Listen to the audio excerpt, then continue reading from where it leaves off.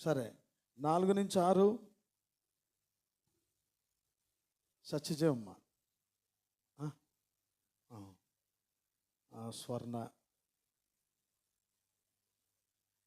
స్వర్ణతో పాటు ఇంకెవరైనా చెప్పండి పిల్లలు. స్వర్ణ, సత్యజీవమ్మ గారు.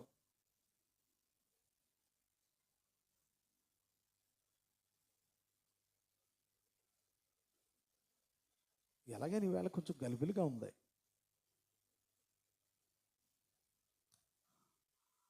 అంత పరిస్థితి ఉండేది కాదు. మరి పిల్లల ద్వారా వస్తుందో ఎందుకు వచ్చిందో తెలియట్లేదు.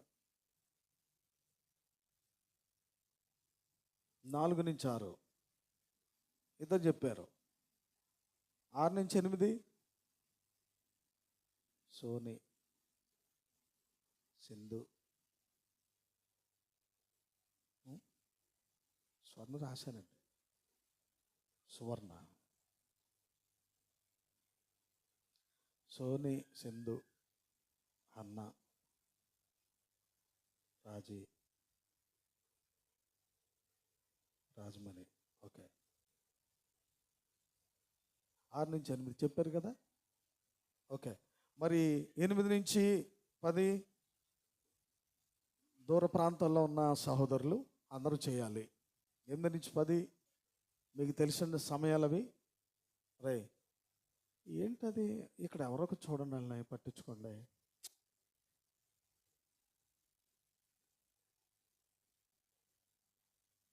ఎనిమిది నుంచి 10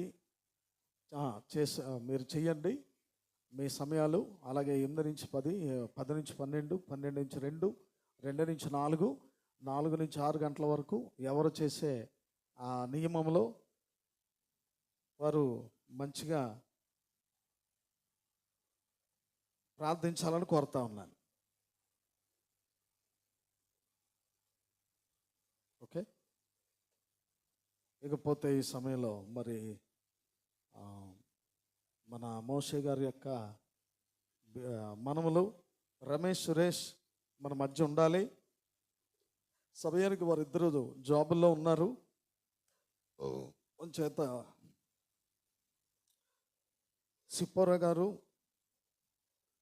అలాగే ఫీబే మన మధ్య ఉన్నారు. లేచి ముందుకు రావాలని కోరుతున్నాను. ప్రార్థన చేసి క్యాలెండర్ ఓపెన్ చేద్దాం.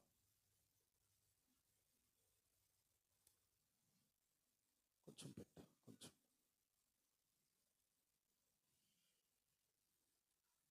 అందరూ సంతోషంగా ఉన్నారా? మంచిది, ప్రార్థన చేద్దామా? ప్రభు మరలా రాబో ఇంచుమించు 3 సంవత్సరాల నుంచి అండి, 3 సంవత్సరాల నుంచి కదా మీరు, ఇది 4వ సంవత్సరం. ప్రియమైన వారలారా, మరి గత 3 సంవత్సరాలుగా మన ఫీబే యొక్క బిడ్డలు సురేష్, రమేష్ బిడ్డలిద్దరూ అమ్మ తాతయ్య గారు ఆ సమర్పణ పూర్తయిన తర్వాత మనం ఆ కార్యాన్ని ప్రారంభిద్దామని వారు ఈ క్యాలెండర్స్ వేయించడం జరుగుతూ ఉంది. అంచేత 2025లో మనం ప్రవేశించబోతున్నాం. దానికోసం నూతనమైన క్యాలెండర్ ప్రభు మనకి ఇచ్చారు. చప్పట్లు కొడుతూ ప్రవేశిద్దాం. మంచిది, చిన్న ప్రార్థన చేస్తాను. దయగల మా తండ్రి, సర్వోన్నతుడా, జీవాధిపతి, సమయం ఎంతో విలువైంది. మరి ఈ సమయాన్ని మేము మంచిగా వాడుకోవడం మాకు ఎంత అవసరం ప్రభువా.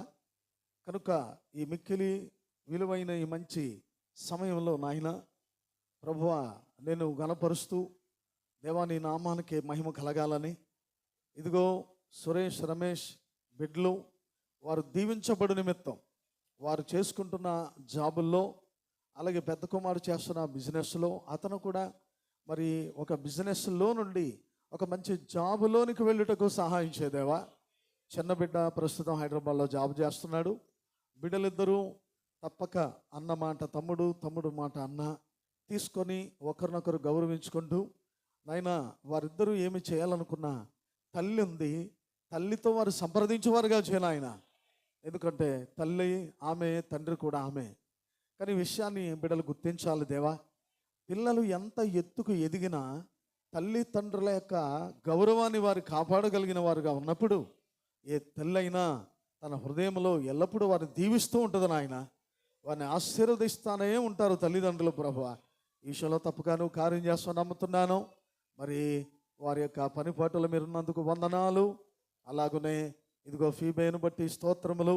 ఇంకను సంపూర్ణమైన సమర్పణలోనికి నీ బిడ్డ నాయన కొనసాగుటకును, నీ వాక్య ప్రత్యక్షతలో కొనసాగుటకు అద్భుతమైన కృప చూపండి. ఎందుకంటే ఒక పరిపూర్ణమైన వధువుని మీరు చూడాలనుకుంటున్నారు నాయన. కనుక సర్వ లోక వ్యాపితంగా సిద్ధపడుతున్నటువంటి నా యొక్క వధువులో భాగమై ఆ బిడ్డలు కూడా మారు మనసు పొంది వారు రక్షించబడినట్లు నీ కార్యం చేయదేవా. మీకు స్తోత్రములు కలుగును గాక. ఈ కాలపు వాక్యాన్ని ప్రత్యక్షపరచమని ప్రార్థిస్తూ ఉన్నాను. సహాయం చేయండి సిప్పోరావు గారు, అలాగే వారి బిడ్డల కోసం నిత్యము ప్రార్థిస్తూ ఉండగా ఆ ప్రార్థనలో వారికి ఎంతో ఆశీర్వాదకరంగా ఉంచండి. మరి క్యాలెండరు ఎంతో విలువైంది, చాలా చక్కని వాక్యాలతో ఇది ప్రతి విశ్వాసి గృహంలో కనబడినట్లుగా వారు చేసిన ఈ పనికి మేమందరము నీకు స్తోత్రములు చెల్లిస్తా ఉన్నాము దేవా. నాయన సంవత్సరం అంతా ఈ క్యాలెండర్ వారు ప్రతి విశ్వాసి చూస్తా వాక్యాలు, అందులో ఉన్న వాక్యాలు చదువుకుంటూ ప్రవక్త మాటలు ధ్యానిస్తూ ఉండడానికి వారికి మీరిచ్చిన ఆ చక్కటి ఆలోచన సంకల్పాన్ని బట్టి మేము స్తుతిస్తున్నాం ప్రభువా. తప్పక నాయన ఇంచుమించు దీనికి ఎంత ఖర్చు అవుతుందో దాని అంతటిని వారు పెట్టుకుంటున్నారు నాయన. ఆ విధంగా వారు సమర్పించుకున్న రీతిని బట్టి మిమ్మల్ని స్తుతిస్తూ నేను ఘనపరుస్తూ నాయన ఇదిగో ఈ కాలపు ఈ వర్తమానముతో ముద్రించబడిన ఈ ప్రత్యేకమైన క్యాలెండర్ కొరకు మేమెంతగానో కృతజ్ఞతాస్తుతులు అర్పిస్తూ కుటుంబాన్ని నిశ్చయముగా జ్ఞాపకము చేసుకొని నూరంతల ఆశీర్వాదము తప్పక బిడ్డలకు దయచేయమని యేసుక్రీస్తు నామములో ఈ చిన్న ప్రార్థన అడుగుచున్నాను. ఆమేన్. మొదటి పేజీ తెరుస్తున్నప్పుడు, అలాగే 6 పేజీలు తెరుస్తున్నప్పుడు అందరూ చప్పలు కొడుతూ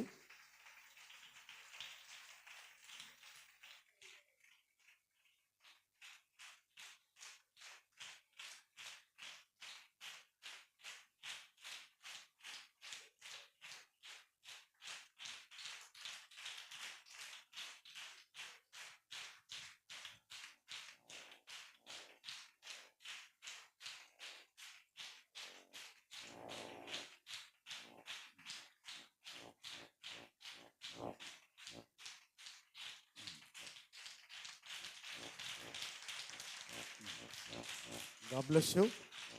చేతులెత్తి దేవునికి స్తోత్రం చెల్లిందాం. మరి గత సంవత్సరం కూడా బ్రదర్ వరం గారు వెనకమారుగా చక్కటి హాఫ్ మ్యాన్ చిత్రాన్ని గత సంవత్సరం కూడా అచ్చువేశారు. అది చాలా ఉపయోగకరంగా ఉంది.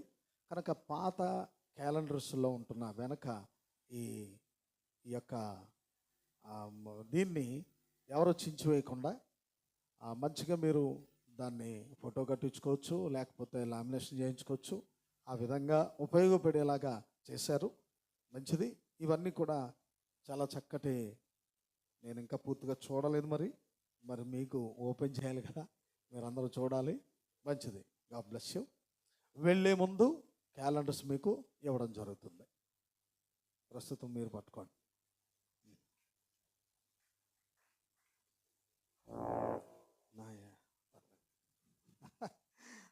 పర్లేదు. అలాగనే చాలా ఇంకా అది మనకి ఎంత ఉపయోగమో అలాగనే మీకోసం మాస్టరు ప్రేమ్ కుమార్ దీన్ని కూడా వేయడం జరిగింది. అందరు కూడా చప్పలు కొడుతూ చాలండి, చాలు. ఓకే. ఇది ఎంత ప్రయోజనకరం అంటే వాక్యం చదవడానికి బద్ధకస్తుల్ని, సోమరులుగా ఉండేవారిని బద్ధకస్తులుగా ఉంచకుండా ప్రతిరోజు ఇందులో జాన్యువరి నెల మొదలుకొని డిసెంబర్ దాకా దేని తిన్నగా చక్కగా వాక్యాలు చదివిందల్లా చిన్న బాక్సు కనపడుతుంది మీకు. ఆ బాక్స్లో టిక్ పెట్టుకోవచ్చు అనమాట. ఒక 2-3 అధ్యాయాలు ఉంటాయి. వాటిని నేను అన్నాను ఉదయం నుంచి ఎందుకు గలిబిలిగా ఉందని. కనుక ఎవ్వరు అశ్రద్ధ చేయకుండా, ఎందుకంటే మనం ఎవరము వధువులో నిజమే, ఓకేనా? కనుక చదవకుండా టిక్కు పెట్టకూడదు, అలాంటి బాడుకో పనులు మనం చేయకూడదు, అబద్ధము ఆడకూడదు.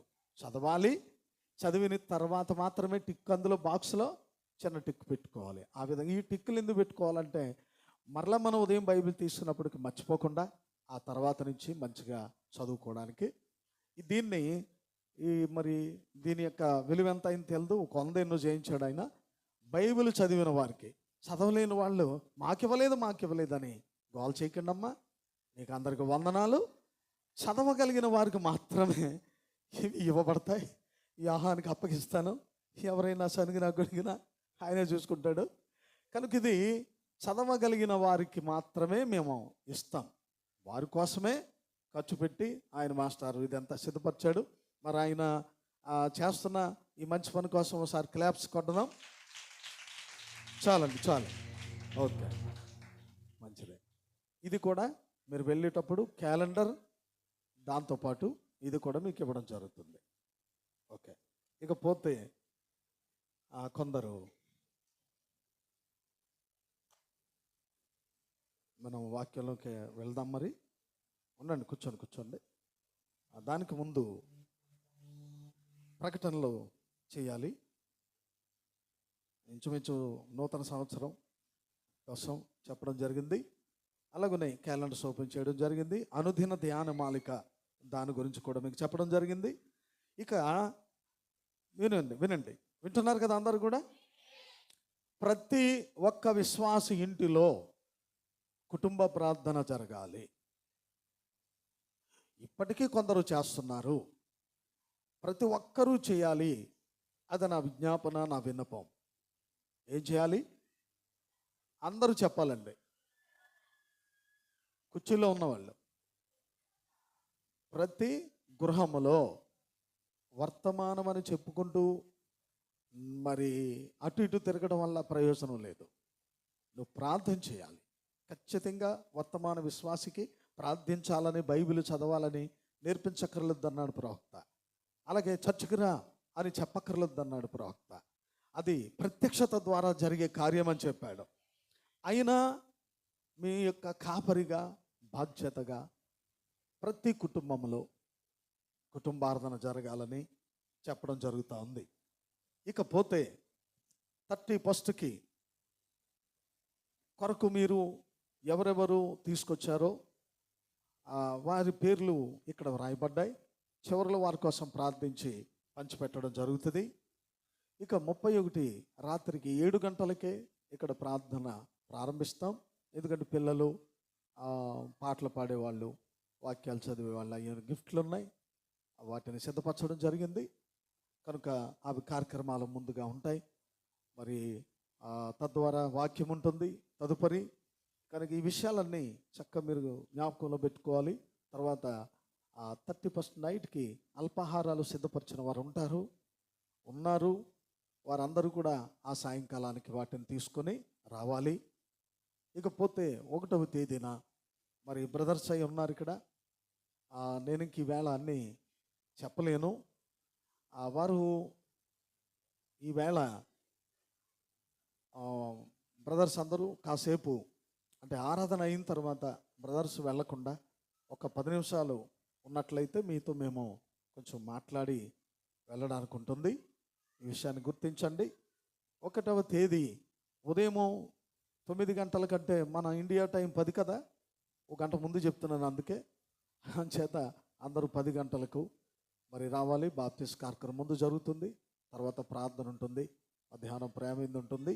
ఈ విషయాన్ని అందరూ దృష్టిలో పెట్టుకోవాలని కోరుతున్నాను. దీనికోసం మంచిగా ప్రార్థన చేయాలి. మరి ఈ కూటాలు ఇవన్నీ ఏదో ఒక తంతు వలె జరగకూడదు. శుక్రవారము, గురువారం కూడా అద్భుతంగా ఉపవాస ప్రార్థనలు జరిగాయి. అందరికీ చెప్పడం జరిగింది. కానీ కొందరు ఎందుకో పోగొట్టుకున్నారు. ఏదో మీ పనులు చెప్పొచ్చు, మీకు ఖాళీ లేదని మీరు చెప్పొచ్చు. కానీ అది మంచి విషయం కాదు. అది దేవునికి లేకపోతే మీకు మంచి తెచ్చే కార్యం కాదు. కనుక మీరు ఎందుకు అలా చేశారో కొందరు పోగొట్టుకున్నారు. అలా కాకుండా సంవత్సరాంతంలో ప్రభు సన్నిధిలో గడపడం చాలా ఆశీర్వాదమని, అలాగున మరి గురు శుక్ర వారాలలో ఉపవాస ప్రార్థనలకు వచ్చిన బిడ్డలందరి కోసం ఒకసారి క్లాప్స్ కొడదాం. ఓకే, మంచిది. ఇకపోతే వచ్చే నెల మన సైలస్ దీవెన కుమారి దంపతులకు దేవుడు ఇద్దరు బిడ్డలు ఇచ్చారు. మొదటిగా బాబు, తర్వాత పాప. వారిద్దరూ జన్మదినాలు అంటే బర్త్డేలు ఒకే నెలలో వచ్చాయి. 8వ తారీఖు, 20వ తారీఖు. ఇద్దరు ఆ నెలలో పుట్టారనమాట. సంవత్సరాలు డిఫరెంట్. కనుక బ్రదర్ అన్నాడు 1వ తేదీన నేను ప్రేమ విందు ఏర్పాటు చేస్తానని.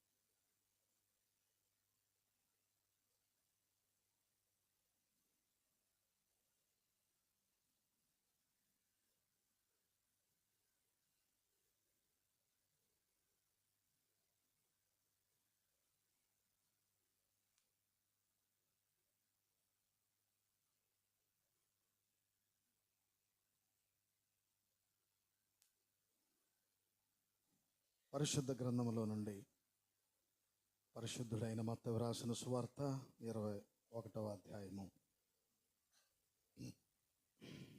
మొదటి నుండి 11 వచనాలు చదువుతున్నాను. పరిశుద్ధుడైన మత్తయి వ్రాసిన సువార్త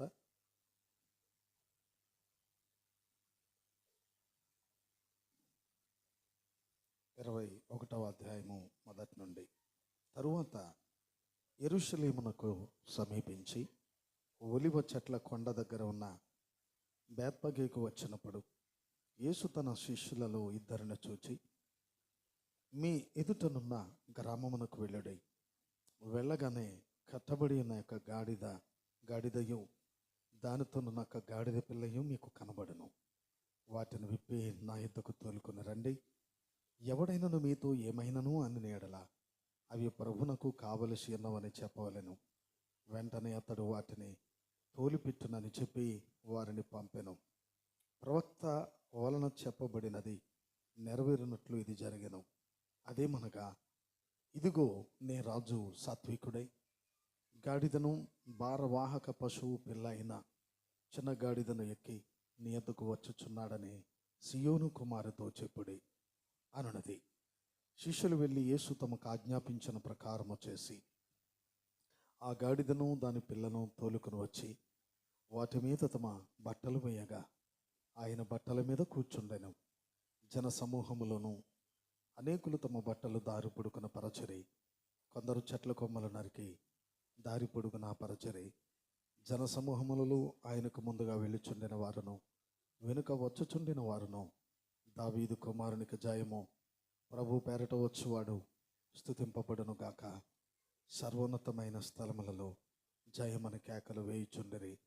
ఆయన యెరూషలేములోనికి వచ్చినప్పుడు పట్టణమంతయు ఈయన ఎవరో అని కలవరపడెను. జనసమూహము ఈయన గలిలయలోని నజరేతు వాడగు ప్రవక్త అయిన యేసు అని చెప్పిరి.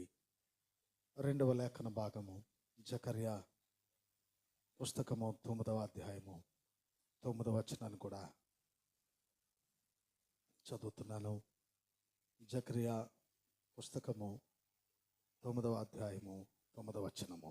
సియోను నివాసులారా బహుగా సంతోషించుడి, యెరూషలేము నివాసులారా ఉల్లాసముగా ఉండుడి. నీ రాజు నీతిపరుడును రక్షణ గలవాడును దీనుడునై గాడిద పిల్లను ఎక్కి నీ యొద్దకు వచ్చుచున్నాడు. మీ వెనుకడిలో దేవుడు తన వాక్యమునకు దీవెనలు జత చేయుగాక. Only believe. సండే స్కూల్కి పిల్లల్ని తీసుకుని వెళ్ళండి. అలాగే గిఫ్ట్ వెళ్తుంది. మాధురి వస్తే మాధురి కూడా వెళ్తారు. All things are possible only believe. Only believe, only believe, all things are possible, only believe. Jesus say,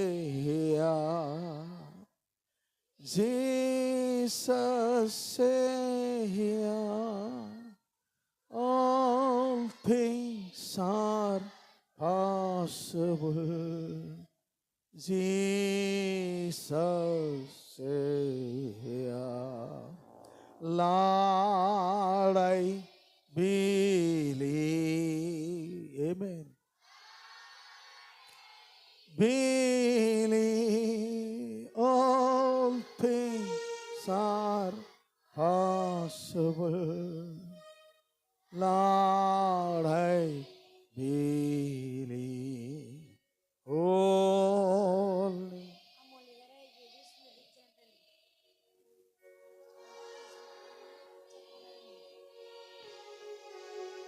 all things are possible.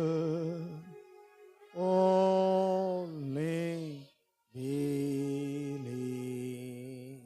పరిపూర్ణుడవైన దేవా,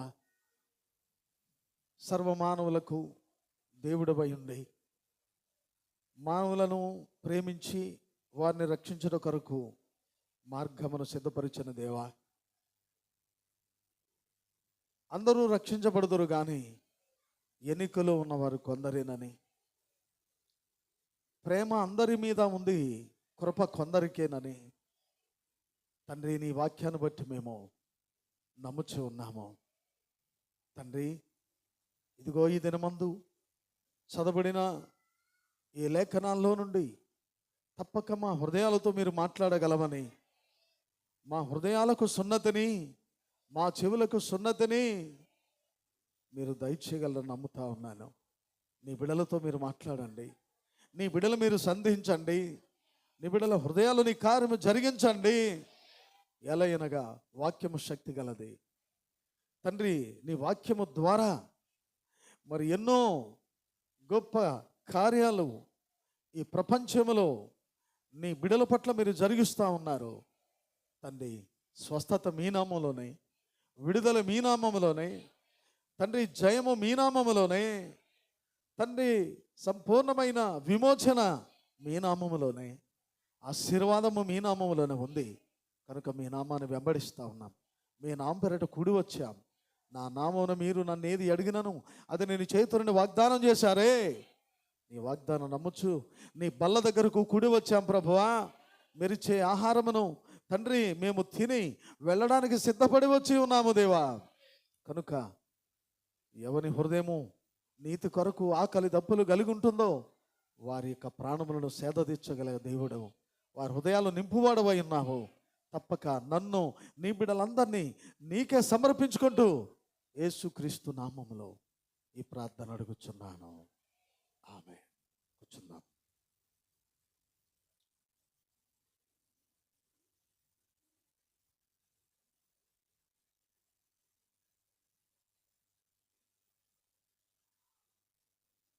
దయచేసి అందరు ఇక్కడే ఉన్నారని నమ్ముతున్నాను. ఇక అటు ఇటు పోనవకండి. సండే స్కూల్కి పిల్లలు వెళ్ళారు. ఇక మీరు తలలు అటు ఇటు తిప్పకుండా కొద్ది నిమిషాలు మీరు శ్రద్ధగా దేవుని వాక్యం మీద మనసు పెట్టాలని కోరుతున్నాను. ప్రియమైన వారలారా, గత వారములో కొద్ది సంగతులు మనం ధ్యానం చేసుకున్నాం. ఆ పర్వతం మీద ఆకర్షణ ఏమిటి? ప్రియులారా, దేవుడు పూర్వకాలము ఆ కాలమందున్న ప్రజలకు ముందు హెచ్చరిక చేసి అటు తర్వాత తీర్పు పంపించిన తండ్రి. ఎందుకంటే మన ప్రభు న్యాయవంతుడై ఉన్నాడు. ఆయన ఒకని చేత చెప్పించబడడు, ఒకని చేత బోధించబడే దేవుడు కాదు. ఆయనకు ఆలోచన చెప్పగలిగిన వారు ఎవరూ లేరు. నీవిది చేయుచున్నావని ఆయన ద్వారా చేయబడిన మంటి పాత్ర ఆయనతో మాట్లాడలేదు. ప్రియమైన వారలారా, నోవహు కాలమందు జరిగిన కార్యం మనకు తెలిసిందే. తన ప్రజల కొరకు, రక్షణ కొరకు ఒక ఓడను సిద్ధపరిచాడు. 120 సంవత్సరాలు అతడు నిర్మించాడు. అయినను ప్రజలెవరు దాన్ని గుర్తించలేకపోయారు. అది నిజమే.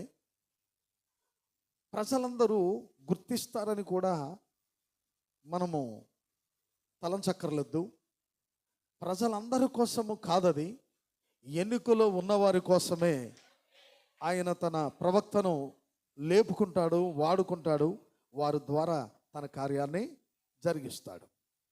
అందుకే దేవుని ప్రవక్త అంటాడు, ప్రతి ప్రవక్త ద్వారా కొందరు వినడానికి, నేర్పించబడ్డానికి, ఆ ప్రవక్త నోట నుండి వస్తున్న ప్రతి మాటను తీసుకొని విశ్వసించడానికి ఆ కాలమందు కొంతమంది ప్రజలను ప్రత్యేకించుకుంటాడు దేవుడు. స్తోత్రం కలుగును గాక. వారు ముందుగా నిర్ణయించబడి ఉంటారు. నోవహు కుటుంబం మాత్రమే ఆ నిర్ణయంలో ఉన్నారు కనుక వారు అందులో ప్రవేశించారు. తర్వాత తన ప్రజలను విమోచించడానికి మోషే అని ఒక వ్యక్తిని ఎన్నుకుంటున్నాడు. గత వారంలో మనము ధ్యానం చేశాం. ప్రియమైన వారలారా, ఆ ఎన్నికైన ఆ ఒక్కని ద్వారా 20 లక్షల మంది ప్రజలను ఆయన ఐగుప్తు బానిసత్వపు శృంఖలాల నుండి, భయంకరమైన చీకటి నుండి వాని వెలుపలకు తీసుకొస్తా ఉన్నాడు. దాని కొరకు ఒక మనిషి ఆయనకు కావాలి. మరి తన ప్రజలను నడిపించడానికి ఆ కాలమందు ఒక మనిషి లేక ఒక మంటి పాత్ర అవసరమైతే, మరి ఈ కాలమందు కూడా నిన్ను నడిపించడానికి ఎవరొక పాత్ర ఉండి తీరాలి. స్తోత్రం కలుగును గాక. అవునండి. కనుక వారు ఎవరు? ఎన్నికలో ఉన్నవారు లోకమును నిర్లక్ష్య పెడతారు. అంటే లోకానికి పట్టించుకోలేరు వాళ్ళు.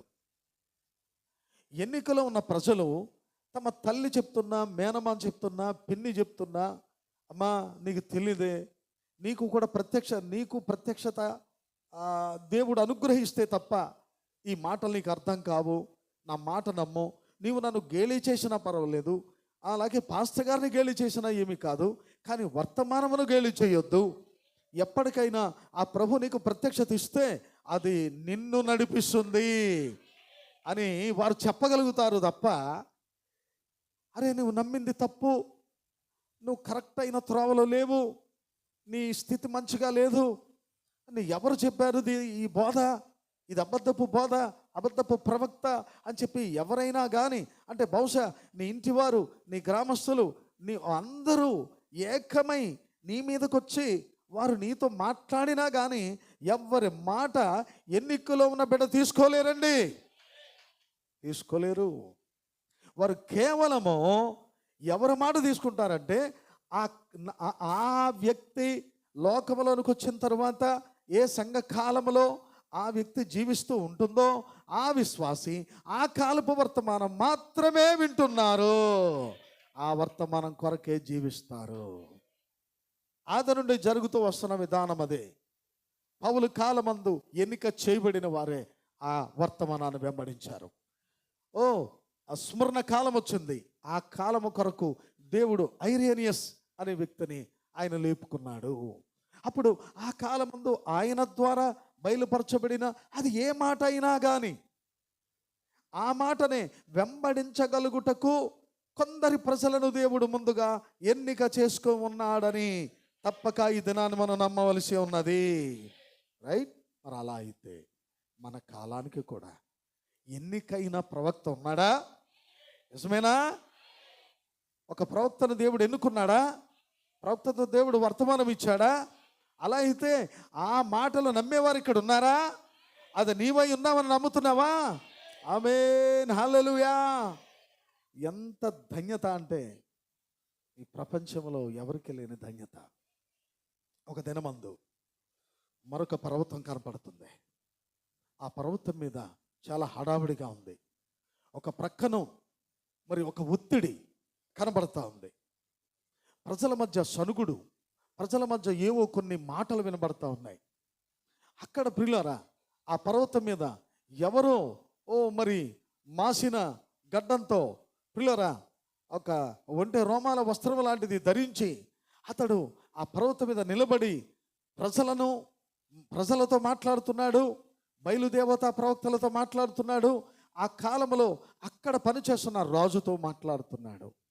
ఆ కర్మెలు పర్వతం మీద ఏలియా ఆకర్షణగా నిలబడ్డాడు. దేవునికి స్తోత్రం కలుగును గాక. రాళ్లతో గుట్టలతో నింపబడింది పర్వతం.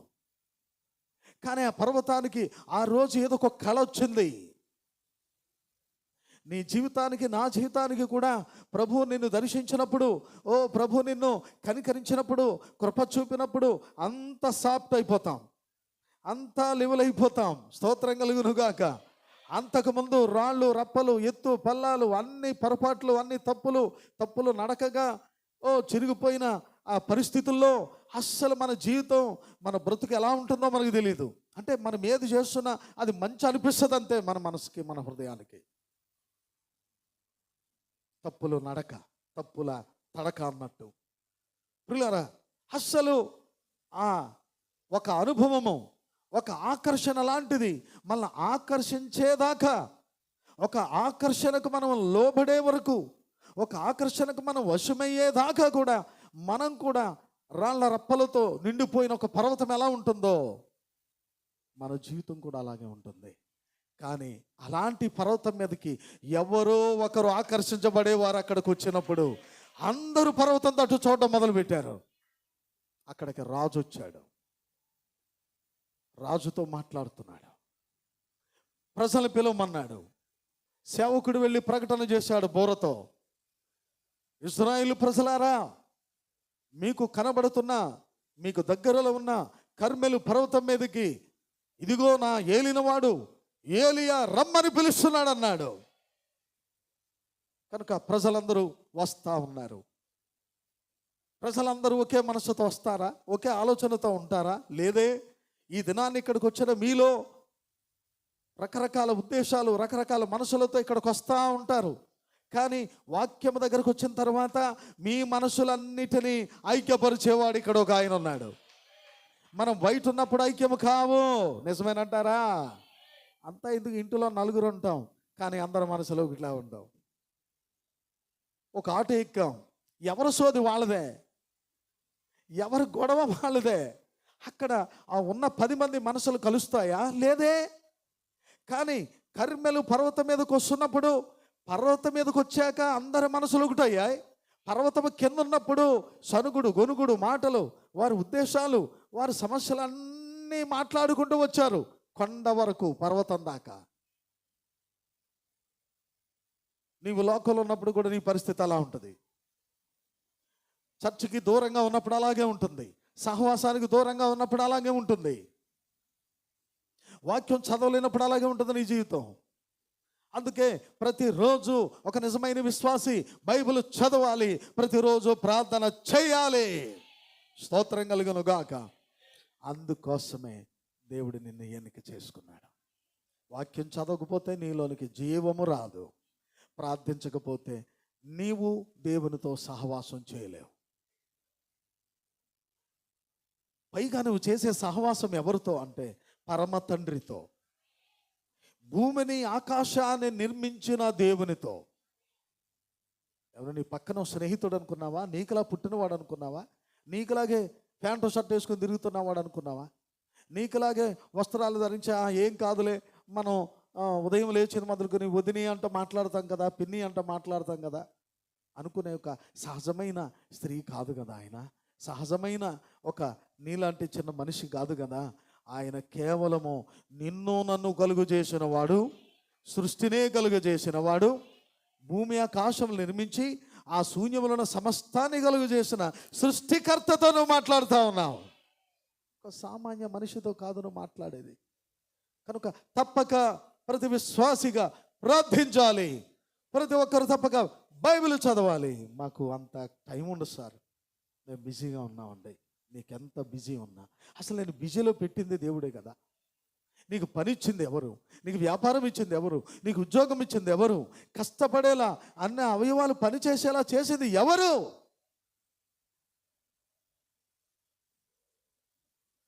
ఒక విశ్వాసి ఒక రోజున ప్రార్థించుకొని ఆ మధ్యాహ్నం భోజనం చేయడానికి తన మూట, అప్పుడు మూటలు కట్టుకునేవారు, భోజనం మూటలు. ఇప్పుడు క్యారేజీలు ఎన్నో రకాల వింతైన క్యారేజీలు, అద్భుతమైన క్యారేజీలు, బ్యాగ్లో ఎన్నో వచ్చేసాయి ఈ రోజున. అప్పుడు గుడ్డతో మూట కట్టుకొని, ఆ గిన్నెలకు చుట్టూ గుడ్డతో మూట కట్టుకొని భుజం మీద మోసుకొని పోయేవారు. అతడు, ఆ విశ్వాసి, ఆ బొగ్గు గన్నులో పనిచేస్తూ ఉన్నాడట. అతడు వచ్చి మంచి టైం అయింది, చెట్టు కింద కూర్చొని ఆ భోజనం అక్కడ పెట్టుకొని ప్రార్థన చేస్తున్నాడు. ప్రభువా, ఈ ఆహారం నువ్వు ఇచ్చావు నాయన, ఈ ఆహారం నువ్వు నాకు ఇచ్చావు. ఇదిగో పగలు పని చేయడానికి సహాయం చేస్తావు, మళ్ళీ మధ్యాహ్నం పని చేయాలి. ఉదయం పని చేశాను, మరలా మధ్యాహ్నం పని చేయాలి తండ్రి. ప్రభువా, ఇంటి దగ్గర నా పిల్లలు, నా భార్య దీని మీదనే ఆధారపడి ఉన్నారు. కేవలము వారిని అలా కాపాడుచున్న దైవం నీవే. వారిని నువ్వు నాకు మంచి కుటుంబాన్ని ఇచ్చావు దేవా అని చెప్పి ప్రార్థన చేసుకొని భోజనం కొరకు ప్రార్థించి కళ్ళు మూసుకున్నప్పటికీ తన భోజనపు క్యారేజ్ని కుక్క ఎత్తుకెళ్ళిపోయింది. అక్కడున్న మిగతా 20 మంది వాళ్ళు కూడా బొగ్గు గనులో పనిచేసే పనివారే. అప్పుడు వాళ్ళు చూసి పక్క నవ్వుతూ చప్పట్లు కొడుతూ అరుస్తూ ఒరే వీడి దేవుడు చూడరా, దేవుడికి ప్రార్థన చేస్తున్నాడు. ప్రార్థన చేసి తినాలంట, ప్రార్థన చేసి తినాలంట, ప్రార్థన చేయాలంట, ప్రార్థన చేస్తేనే కానీ తిన్నంట ఇదిని. అంటే ఒరే అలా కాదురా, మనం అలా అనకూడదు. ఎందుకంటే వాడు ప్రతిరోజు అలాగే ప్రార్థన చేస్తాడు. మనం అవునన్నా కాదన్నా తన దేవునికి ప్రార్థన చేసి తింటాడు, తాగుతాడు, కనీసం మంచినీళ్ళు కూడా ప్రార్థన చేసుకుంటాడురా అని చెప్పేవాళ్ళు అక్కడ ఉన్న ఆ ఒక్కడ మాట ఎవరు వినడం లేదు. అందరు గేలి చేస్తూ ఉన్నారు, అందరు గేలి చేస్తా. అవునండి, భోజనం చేసేసారు వాళ్ళంతా. వాళ్ళ క్యారేజీలన్నీ బాగానే ఉన్నాయి, ఎందుకంటే వాళ్ళు ఎవరికి ప్రార్థన లేదు కదా. ఇక్కడే ఉన్నారా, వాళ్ళు ఎవరికి ప్రార్థన లేదు కదా. అప్పుడు ఇతగాడు పాపం వీళ్ళు ఏం కాదులేరా, ప్రభు దానికి సిద్ధపరచాడేమో అన్నాడు. నాకు దేవుడిచ్చాడు అనుకున్నాను, ఈరోజు ఆ నోరు లేని ఆ జంతువుకి దేవుడు ఆహారం సిద్ధపరచాడేమో లేరా, సర్లే అని మీరు భోంచేసేయండి అంటే నవ్వుతున్నారు, గేలి చేస్తున్నారు. పాపం అక్కడ ఉండలేక ఇంకా కాస్త అల్లంత దూరం వెళ్ళా చెట్టు కింద అలాగే జారబడి మంచినీళ్ళు తాగి, తండ్రి ఈ దినము ఇది నాకు ఇచ్చినందుకు వందనాలు అని చెప్పి ఆ కడుపు నిండా నీళ్లు తాగి చెట్టుకి అలా జారబడితే ఆ ఎండవేళ అతనికి చక్కని ఆ చల్లగాలికి నిద్ర వచ్చింది. అలా కునిగి తీస్తూ ఉన్నాడు. ఈలోగా వీళ్ళు భోజనాలు చేసేసారు. తిరిగి మరలా ఆ లోపలికి బొగ్గు గనులోకి పోయారు, గనిలోనికి వెళ్ళిపోయారు లోపలికి. వీళ్ళారా ఊహించలేదు, గని కూలిపోయింది, వారు చనిపోయారు. ఇప్పుడు తన బిడ్డని కాపాడా. ప్రార్థన, దేవునితో సహవాసం. దేవుని ప్రవక్త అన్నాడు, ప్రార్థన శక్తివంతమైన ఆయుధం అనే వర్తమానంలో ఏమన్నాడంటే, ప్రార్థన నువ్వు చేసేటప్పుడు తండ్రిని నీ దగ్గరకు తీసుకురాదు, నిన్ను దేవుని యొద్దకు తీసుకెళ్ళిపోతుంది అన్నాడు. స్తోత్రం కలుగును గాక. ఇలాంటి గొప్ప అనుభవం ఉందండి. మీరు ఎంత బిజీగా ఉన్నా ఉదయం గంట ప్రార్థన చేయండి, రాత్రి ఈ టైం అయినా నువ్వు పరుండే ముందు ఒక గంట ప్రార్థన చేయండి. ఎల్లప్పుడూ సంఘమా, నేను మీకు హెచ్చరిక అయినా మనవైనా బతులాడ్డమైనా ఇదే. ఎందుకంటే ఒక దినాన్ని మీరు వింటున్నటువంటి ఈ మాటలన్నీ రికార్డు చేయబడుతున్నాయి, ఇవన్నీ వినబడతాయి. ఇక్కడే ఉన్నారా? కనుక అక్కడున్న వాళ్ళందరూ విమర్శించారు, అతన్ని ప్రార్థించుకుంటున్నాడని విమర్శించారు, తప్పుపట్టారు, హేళన చేశారు. కానీ అతడు వారిని క్షమించి వెళ్ళిపోయాడు. కానీ ప్రియులారా, ప్రార్థన అతని ప్రాణాన్ని రక్షించగలిగింది. అక్కడ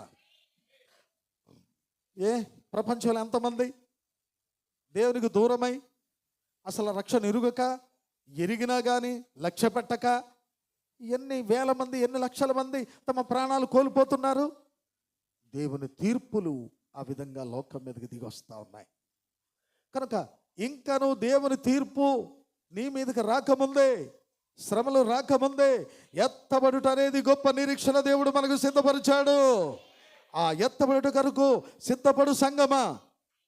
సంఘమందరూ ఎత్తబడరు, వధువు మాత్రమే ఎత్తబడడానికి సిద్ధంగా ఉంది. అందులో నువ్వు భాగమై ఉండాలని కోరుతా ఉన్నాను.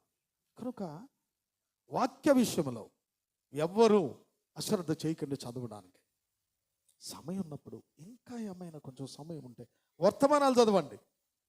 ప్రార్థన ఆగిపోకూడదు. ప్రార్థన నిన్ను దేవుని యొద్దకు తీసుకుపోయేది. స్తోత్రం కలుగును గాక. ప్రియులారా, ఇప్పుడు ఆ కర్మెలు పర్వతం మీద ఏమిటి ఆకర్షణ? ఆకర్షించబడడానికి రాళ్ళు, రుప్పలు, పొదలతో నిండింది.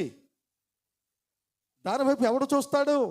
ఎప్పుడైనా ఎవరైనా గొర్రెలు, గాడిదలు మేపుకోవడానికి వెళితే తప్ప. కానీ అలాంటి పర్వతం మీద ఏదో ఒక ఆకర్షణ కనబడతా ఉంది. ఏమిటి ఆకర్షణ? దేవుని చేత నడిపించబడి, అభిషేకించబడి, దేవుని చేతుల ఒక పాత్ర ఆ పర్వతం మీదకి ఎక్కుతా ఉన్నాడు. ఆ మనిషిని బట్టి దేవుడు ఎక్కుతున్నాడు. ఆమేన్, హల్లెలూయా. నీవు వెళితే నీతో వస్తాడు ఆయన, నువ్వు కూర్చుంటే నీతో ఉంటాడు ఆయన. మరి ఆయన టీవీ ముందు కూర్చోబెడతావా? ఆయన టీవీ ముందు కూర్చోబెడతావా? నీతో ఉంటాడు, రైటే. నీతో వస్తాడు, ఓకే. నీ ప్రయాణంలో ఉంటాడు, నీ తోడు ఉంటాడు, నీ నీడగా ఉంటాడు. ప్రతి ఆపద తొందరలో నుంచి నేను కాపాడుతూ వస్తాడు. అయితే నువ్వు టీవీ ముందు కూర్చుంటే టీవీ ముందు కూర్చోబెడతావా ఆయన్ని? వ్యర్థంగా ఆ సెల్ చూసుకొని ఆ మొబైల్లో వస్తున్నటువంటి ప్రతి వ్యర్థమైన కాలక్షేపాలన్నీ నువ్వు చూస్తున్నప్పుడు మరి ఆయనని అక్కడ కూర్చోబెడతావా నువ్వు? నీ ప్రభు ఏమైనాడు? నేను పరిశుద్ధుడనై ఉన్న ప్రకారము మీరును పరిశుద్ధులై ఉండాలని ప్రభువు చెప్పలేదా? ఎంతమంది ఆమె చెప్పగలరు? కనుక ఇప్పుడు ఆ పర్వతం పరిశుద్ధపరచబడతా ఉంది. హోరేబు పర్వతం కూడా ఒక దినమందు మండింది. ఎందుకు? దేవుడు దిగొచ్చాడు అక్కడికి. మోషేను ఆకర్షించడానికి పొద కాలిపోతా ఉంది, కానీ పచ్చగానే ఉంది. ఏమిటా వింత అనుకున్నాడు. నిజమే, ప్రభు అయిన దేవుడు నీ జీవితంలోకి వచ్చినప్పుడు నువ్వు వింతగానే కనపడతావు. ఈ ప్రపంచంలో నువ్వు వింతగానే కనపడతావు నా సోదరి. ఒక మనిషిని ఆయన ఎన్నుకుంటున్నప్పుడు, ఒక వ్యక్తిని తన వైపుకు ఆకర్షించుకోవాలనుకుంటున్నప్పుడు నిన్ను చూచి ఎవరేమనుకున్నా నీవు లెక్క చేయలేవు. కారణము, నీవు ఆయన ఎన్నికలో ఉన్నావు సోదరి, నీవు ఎన్నికలో ఉన్నావు సోదరుడా. మరి ఇంకా ఎంతకాలం లోకం తట్టు చూస్తావు? ఇంకా ఎంతకాలము? ఇంకా కొంతమంది వాక్యం చదవలేక ప్రార్థించలేక లోకం తట్టు చూసేవారు కనబడుతున్నారు. ఎంతకాలం అలా చేస్తారు మీరు? ఎంతకాలము నీ విలువైన జీవితాన్ని, విలువైన సమయాన్ని దేవునికి ఇవ్వకుండా నిర్లక్ష్య పెడుతూ, దైవజనుల మాట పట్టించుకోకుండా, ప్రవక్త వర్తమానం చదవకుండా, బైబిల్ నువ్వు చదువుతున్నప్పుడు బైబిల్తో మాట్లాడుతుంది.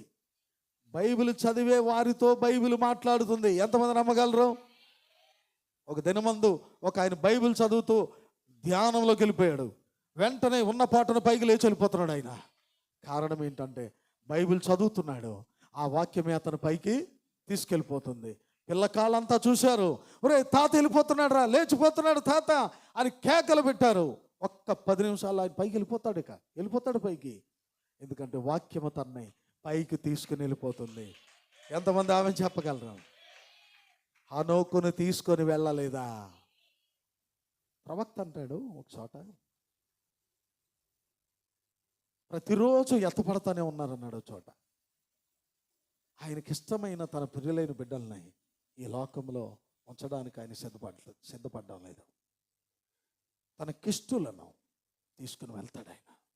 ఎందుకంటే దేవదూతలు పశువుల శాలలో ఉన్న ప్రభు జన్మించగానే పశువుల శాలలోనికి దేవదూతలు దిగి వస్తారు. భూమి మీద ఆయనకిష్టులైన ప్రజలకు సమాధానము కలుగునుగాక అన్నారు. అలాగన వారు దేవుని స్తుతిస్తున్నారు, ఆరాధిస్తున్నారు. దేవుని బిడ్డ, నీ జీవితంలో దేవునికి నీకు సమాధానం కావాలి. సమాధానం కావాలంటే యోబు అంటాడు, సహవాసం చేయాలంటాడు. అప్పుడు నీ హృదయము ఎంత ప్రశాంతంగా ఉంటుందో తెలుసా?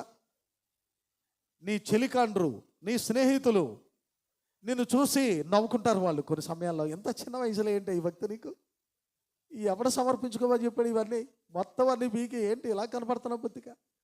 నీ చెలికత్తులు, నీ ఫ్రెండ్స్ అందరూ నేను చూసి ఆశ్చర్యపోతారు. ఒక్కోసారి ఆశ్చర్యపోవాలి. ఆశ్చర్యపోవడానికే ఆశ్చర్యకరమైన తన వెలుగులోనికి నిన్ను తీసుకొచ్చాడు ఆయన. ఎందుకంటే ఆయన ఆశ్చర్యకరుడు. ఆశ్చర్యకరమైన తన వెలుగులోనికి నేను తీసుకొచ్చాడు ఆయన. అందుకే నిన్ను చూసి ఆశ్చర్యపోయే రీతిగా నిన్ను సిద్ధం చేసుకున్నాడు ఆయన. కనుక దేవుని వాక్యం ఎల్లప్పుడూ మనల్ని సిద్ధపరుస్తూ ఉంది, హెచ్చరిక చేస్తూ ఉంది, నిన్ను నీవు శుద్ధి చేసుకోమని చెప్తా ఉంది. ఎందుకంటే మనలో ఉన్న ఏ ఒక్కరు కూడా తాము సంపూర్ణంగా సమర్పించుకోకుండా దేవునికి ఇష్టలు కాలేరు, దేవునితో సమాధానంగా ఉండలేరు. ఎందుకంటే ఈ లోకము, లోక సంబంధమైన పారంపర్య ఆచారములు విడిచిపెడితే తప్ప ఎత్తబడే అవకాశము మీకు ఉండదేమో.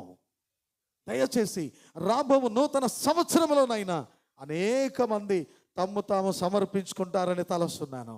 చేతులెత్తి దేవునికి స్తోత్రం చెప్తారా? ఆమేన్, హల్లెలూయా. బ్రదర్స్ కూడా తాము సమర్పించుకోవలసినవి ఉన్నాయి. స్త్రీలు కూడా తాము సమర్పించుకోవలసిన కార్యాలు ఎన్నో కనబడతా ఉన్నాయి. ప్రియమైన వారలారా, సమర్పణ, ఎందుకంటే దేవుని పిలుపు తర్వాత సమర్పణ గొప్పదన్నాడు. ఆమేన్. చెప్పండి. దేవుని పిలుపు తర్వాత సమర్పణ గొప్పది. కనుక దేవునిని పిలిచాడు. అందరికీ పిలుపు రాదు, కానీ సమర్పణ గొప్పది. పిలుపు తర్వాత కూడా సమర్పణ గొప్పదై ఉన్నది. అంటే దాన్ని ఎలా నేను చెప్పగలగాలంటే, రక్షణ తరువాత, ఆమేన్, అందరు ఇక్కడే ఉన్నారా? దేవుడు సంఘమునకు, అంటే తన ప్రియులైన వారికి ఈ భూమి మీద ఎవరినైతే ఎన్నికలో ఆయన చూడగలిగాడో వారికి ఆయన రక్షణ ఇచ్చాడు. కనుక ప్రపంచంలోనే విలువైనది గొప్పది ఏమైనా ఉన్నది మనిషికి ఇవ్వబడిన ఈవి అని మనం చూస్తే మొట్టమొదటిది రక్షణ అయి ఉన్నది. ఇంకా దానికంటే అద్భుతమైనది గొప్పది మరొకటి లేదు. ఆ తరువాత ప్రవక్త అంటాడు, చెప్పండి, మీకు తెలిసిన విషయం అదే కాదు, అది వేరే విషయం. నేను చెప్పేది వేరే విషయం. దేవుడు రక్షణ ఇచ్చిన తర్వాత మనిషికి ఒక చక్కటి భార్యను రెండవదిగా ఇస్తున్నాడంట. స్తోత్రం కలుగును గాక.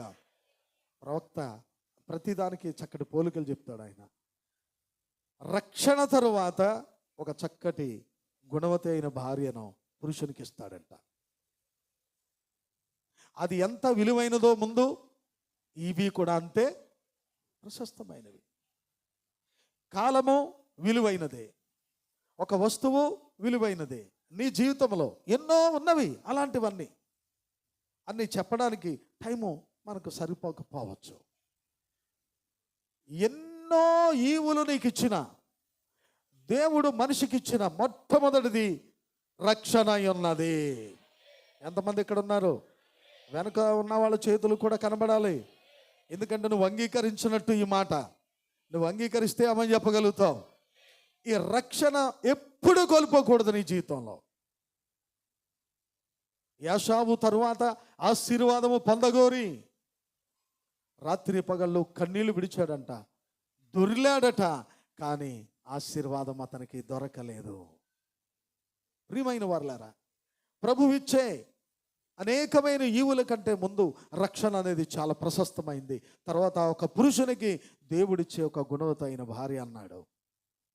కనుక చివరి దినాల్లో విలువైనది విలువైనట్టుగా కాపాడుకొనడం ఎప్పటికీ నీకు మంచిది. స్తోత్రం కలుగును గాక. మంచిది. ప్రియులారా, నీవు ఈ లోకములో వింతగానే కనబడతావు. ఎందుకంటే ఆ పర్వతానికి ఎప్పుడు ఎటువంటి ఆకర్షణ లేదు, కానీ ఒక అద్భుతమైన ఒక దీనమైన వ్యక్తి, ప్రియులారా, అందరూ అతన్ని చూసి ఏలియా ఏలియా వస్తున్నాడు, సమాధానంగా వస్తున్నాడా లేదా అడిగి చూడండి అనేవారు. అదే మాట ఎలీషాను కూడా మాట్లాడారు. అవునండి, ముందు జరిగినదే తర్వాత జరగబోవునది అంటాడు. ఏలియాను ఆ పట్టణంలోనికి పల్లెల్లోనికి వస్తా ఉన్నప్పుడు ప్రియులారా, పెద్దలైన వారు ఎదురు వెళ్ళి అడిగేవారు, అయ్యా దీర్ఘదర్శి, సమాధానంగానే వస్తున్నావా? స్తోత్రం కలుగును గాక. మంచిది. ఇప్పుడు ఆ ప్రవక్త కర్మెలు పర్వతం మీద ప్రజలందరి మధ్యలో ఒక ఆకర్షణకు గురయ్యాడు. ఒక ఆకర్షించబడే వ్యక్తిగా కనబడుతున్నాడు. నిజంగా అతనిలో చూడడానికి స్వరూపం, అందం, గొప్ప యాక్టర్ ఏం కాదు. ఆయన కేవలము దేవుని చేతిలో మనిషి. అందరూ చెప్తారా? అందరూ ఆమె చెప్పగలరా? ఏలియా దేవుని చేతిలో మనిషి అయి ఉన్నాడు. దేవుని చేతిలో వాడబడే ఏ పాత్రకైనా ప్రతి కాలములో విలువ ఉంటుంది, స్థానం ఉంటుంది. ఆ మనిషి ద్వారా లోకమనే తిప్పగలడు. ఆయన తన వారిని ఆయన తన ప్రక్కకు ఆకర్షించుకోగలడు. ఆయన ఏలియా అంటున్నాడు, ఎన్నాళ్ళ మట్టుకు రెండు తలంపుల మధ్య తడబడతారు. యెహోవా దేవుడైతే ఆయన అనుసరించండి, లేకపోతే బయలును ఆరాధిస్తున్నారే, వాడు దేవుడైతే వాడిని ఆరాధించండి. అయితే నేను చెప్పిన మాదిరి జరిగించండి. ఇక్కడ కందకము తెవ్వించాడు. కందకము నిండా నీళ్లు నింపమన్నాడు. పర్వతం మీదకి నీళ్లు మోసుకురావాలి, మోసుకొచ్చారు. అలాగా ఈ రోజుని పరిచర్య అంటే ఎవరు మట్టుకాళ్ళు తినేసి పారిపోతున్నారు. పరిచర్య అనేసరికి ఎవరు మట్టుకాలు తినేయడం, పారిపోవడం. అట్లా చేయకూడదు. ఇప్పుడు వధువు అన్ని విషయాలలో చక్కగా పాలు పంచుకోవాలి. అదే నిజమైన వధువు అవుతుంది. కందక తవ్వమంటే తవ్వారు, నీళ్ళతో నింపమంటే నీళ్లు పర్వతం మీద ఎక్కడ ఉంటాయి? మోసుకొని రావాలి. ఆ గోతి నిండా నీళ్ళతో నింపేశారు. తర్వాత ఒట్టిగా నింపలేదు దాన్ని, ముందు కట్టెలు పేర్చమన్నాడు. కట్టెలు దాని మీద పేర్చారు.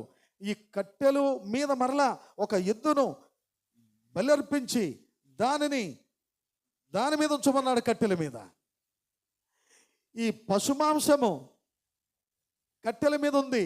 ఇప్పుడు పశుమాంసము కట్టెలు పూర్తిగా తడవాలి, ఆ కందకము నిండా నీళ్లు నింపబడాలి. ఇది పెద్ద శ్రమతో కూడిన పని. ఈ రోజున ఆమెను బాగా చెప్పారండి. ఈ రోజున స్త్రీలైన వారికి ఎంత సుఖమొచ్చిందో. రుబ్బురోళ్ళు లేవు, తిరగళ్ళు లేవు, సందికాయలు అయినా కానీ తీపులే. ఎన్ని తీపులోనండి? మిక్సీలో ఆడడానికి తీపే, గ్రైండర్లో ఆడడానికి తీపే. ఉల్లిపాయ అంట చిన్నగా ఉండకూడదంట, మళ్ళీ చిన్నగా ఉంటే త్వరగా పని అవుదంట, పెద్ద ఉల్లిపాయ కావాలంట. మళ్ళీ బట్టలు ఉతకడానికి బండలు పనిచేయవు, వాషింగ్ మిషన్. అబ్బా ఎంత సౌఖ్యం! ఒకటే, మనము సౌఖ్యముగా ఉండే కొద్దీ రోగాలు ఎక్కువ అవుతున్నాయి. ప్రపంచంలో జరిగేది అదే. ఈ రోజున సౌఖ్యమును కోరుకున్నంత వరకు, సౌఖ్యముగా ఉండాలనుకున్నంత వరకు ప్రతి మనిషిలో జబ్బులు, రోగాలు ఎక్కువ అవుతా ఉన్నాయి. మన పూర్వీకులు చూద్దాం, వారు చక్కటి బండముండి పనులన్నీ చేసుకుంటూ వచ్చారు. వారు ఈ రోజున ఆరోగ్యంగా, శక్తివంతంగా మన మధ్య లేరా? ఆమేన్. స్తోత్రం కలుగునుగాక. ప్రతిదానికి మిషనే. సుఖం ఎక్కువైపోయింది. ఇంకా సుఖం ఎక్కువైన తర్వాత, సౌఖ్యం ఎక్కువైన తర్వాత ఒకటే బాధ, ఒకటే వేదన, లేకపోతే ఒకటే శ్రమ. సెల్ ఫోన్ తీసుకోవడమే. గంటల తరబడి మాట్లాడే తీసుకుంటుందంటే ఆ గోడ తల నుంచి ఆవిడ, ఈ గోడ అవతల నుంచి ఈవిడ, లేకపోతే బెడ్రూమ్లో నుంచి ఈవిడ, అవతల బెడ్రూమ్లో నుంచి ఆవిడ. ఎంత సుఖం వచ్చిందమ్మా! ఫ్యాట్ పెరిగిపోతుంది. ఎందుకంటే కదలట్లేదు. అడుగేయాలి, స్త్రీ కూడా అడుగేయాలి, పురుషులు అడుగులేయాలి, తప్పక వాకింగ్ చేయాలి. బాడీకి కదిలే. అది కరప నుంచి ఒక పాస్టర్ గారు వచ్చాడు. బట్టకి జాడింపంట, కూరకే తాలింపంట, మనిషికి పొగిడింపంట. ఈ రోజుల్లో మనిషిని పొగిడితే అందరూ అన్ని వందలు అన్ని వేలు ఇచ్చి వెళ్ళొచ్చు, కానీ నీకు మాత్రం ఆరోగ్యం ఉండదు. ఇక్కడే ఉన్నారా? మొన్న మధ్య ఒక ఆయన మరి రాజకీయ నాయకులు పిలిచి అద్భుతమైన క్రిస్మస్ జరిగించుకుంటున్నారు. దేవుని మార్గానికి, క్రైస్తవ్యానికి, రాజకీయానికి పొత్తు లేనే లేదు. ఎందుకంటే మన వారిని పొగడాలి, తప్పక వారిని గౌరవించాలి. అక్కడ దేవుని ఆత్మ దిగొస్తుందా? దేవుడు మన మధ్యకు రావాలి. ఎందుకంటే ఈ లోకంలో ఉండే గనులు, గొప్పవారు, అధికారుల కంటే మన ప్రభు, చెప్పండి అందరూ చెప్పండి, ఎవరైనా ఈ రోజున గొప్ప గొప్ప వారిని, చంద్రబాబు అంటే బైబిల్ చదవడం పెద్ద గొప్ప, ఆయన క్రిస్మస్ వర్తమానం అందించడం, 2 మాటలు చెప్పడం పెద్ద గొప్ప ఈ రోజున. నేను చెప్తున్నాను, వధువా నీవు 2 గంటలు ప్రార్థన చేయడము, ఆయన జీవితకాలం అంతా రాజకీయాలు ఉన్నా ఆయనకి ఎంత మాత్రం అది గొప్ప కాదు, అది నీతిగా ఎంచబడదు. నువ్వు దినానికి 2 గంటలు ప్రార్థన చేస్తే నీవు అక్కడికి వెళుతున్నావు, ఆయన నీ దగ్గరకు వస్తున్నాడు. ఆయనకి నీకు సహవాసం ఉంటుంది, ఆయనకి నీకు సమాధానం కలుగుతుంది. మోదీ చదివితే ఎంత బైబిలు, సీఎం చదివితే ఎంత, అవి పెద్ద గొప్ప మన వాళ్ళకి ముద్దంటే. యేసు క్రీస్తు రక్తములో కడగబడి నీతి వస్త్రం, పరిశుద్ధ వస్త్రం, రక్షణ వస్త్రం, స్తుతి వస్త్రం, చివరికి దేవుడు నీకు సిద్ధపరిచిన పెండ్లి వస్త్రము, అది నీకే దేవుడిచ్చాడు కానీ అది ఈ లోకాధికారులలో ఎవరికని ఇవ్వలేదు.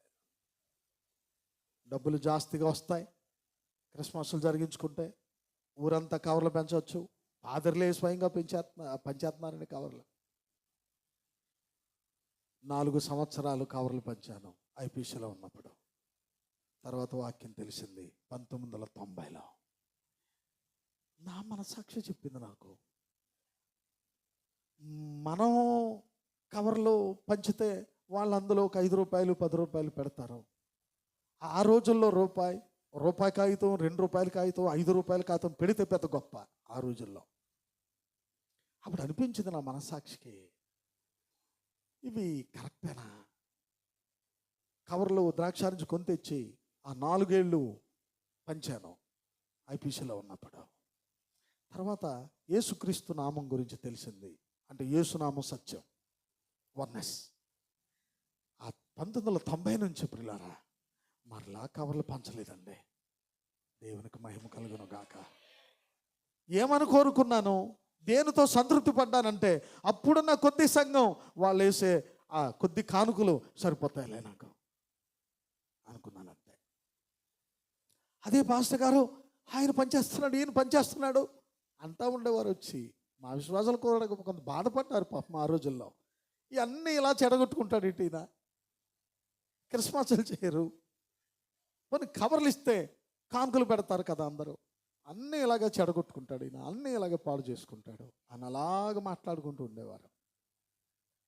కానీ నేను ఆ రోజుల్లో ఏమనుకున్నానో తెలుసా? ఆ రోజుల్లో వన్నెస్ అనేది ఒక సంస్థ, ఓ సంస్థగా ఉండింది. పిలిచారు. ఆ వన్నెస్లో ఉన్న ఒక పాస్టర్ గారు వచ్చి, మీరు రావచ్చు కదా జయకుమార్ సహవాసంలోకి పిలిచారు. కానీ వెళ్ళలేకపోయాను, వెళ్ళలేదు అసలు ఆయన దగ్గరికి. ఆ రోజుల్లో బతకడం కష్టం. నా మనసులో ఏమి నిశ్చయించుకున్నానంటే, జాన్ రత్న షాపు దగ్గర ఆ సోదరుడు అన్నాడు, పాస్టర్ గారు చిన్నపిల్లలు మీరేమో ఏ జీతానికి ఆశపడతా లేదు, ఎలాగండి మరి ఆ తల్లి నలుగురు మీరు పోషించబడాలంటే కష్టం కదా. నాతో పాటు కొంచెం మీరు ప్యాచ్లు వేస్తూ ఉంటే నేను పనిచేస్తూ ఉంటాను, ఎంతో కొంత తప్పక నెలకి సహాయపడతాను అని చెప్పి ఒక మంచి మాట చెప్పాడు. సోదరుని దేవుడు దీవించుగాక. అలా అనుకున్నాను అనమాట ఆ రోజుల్లో.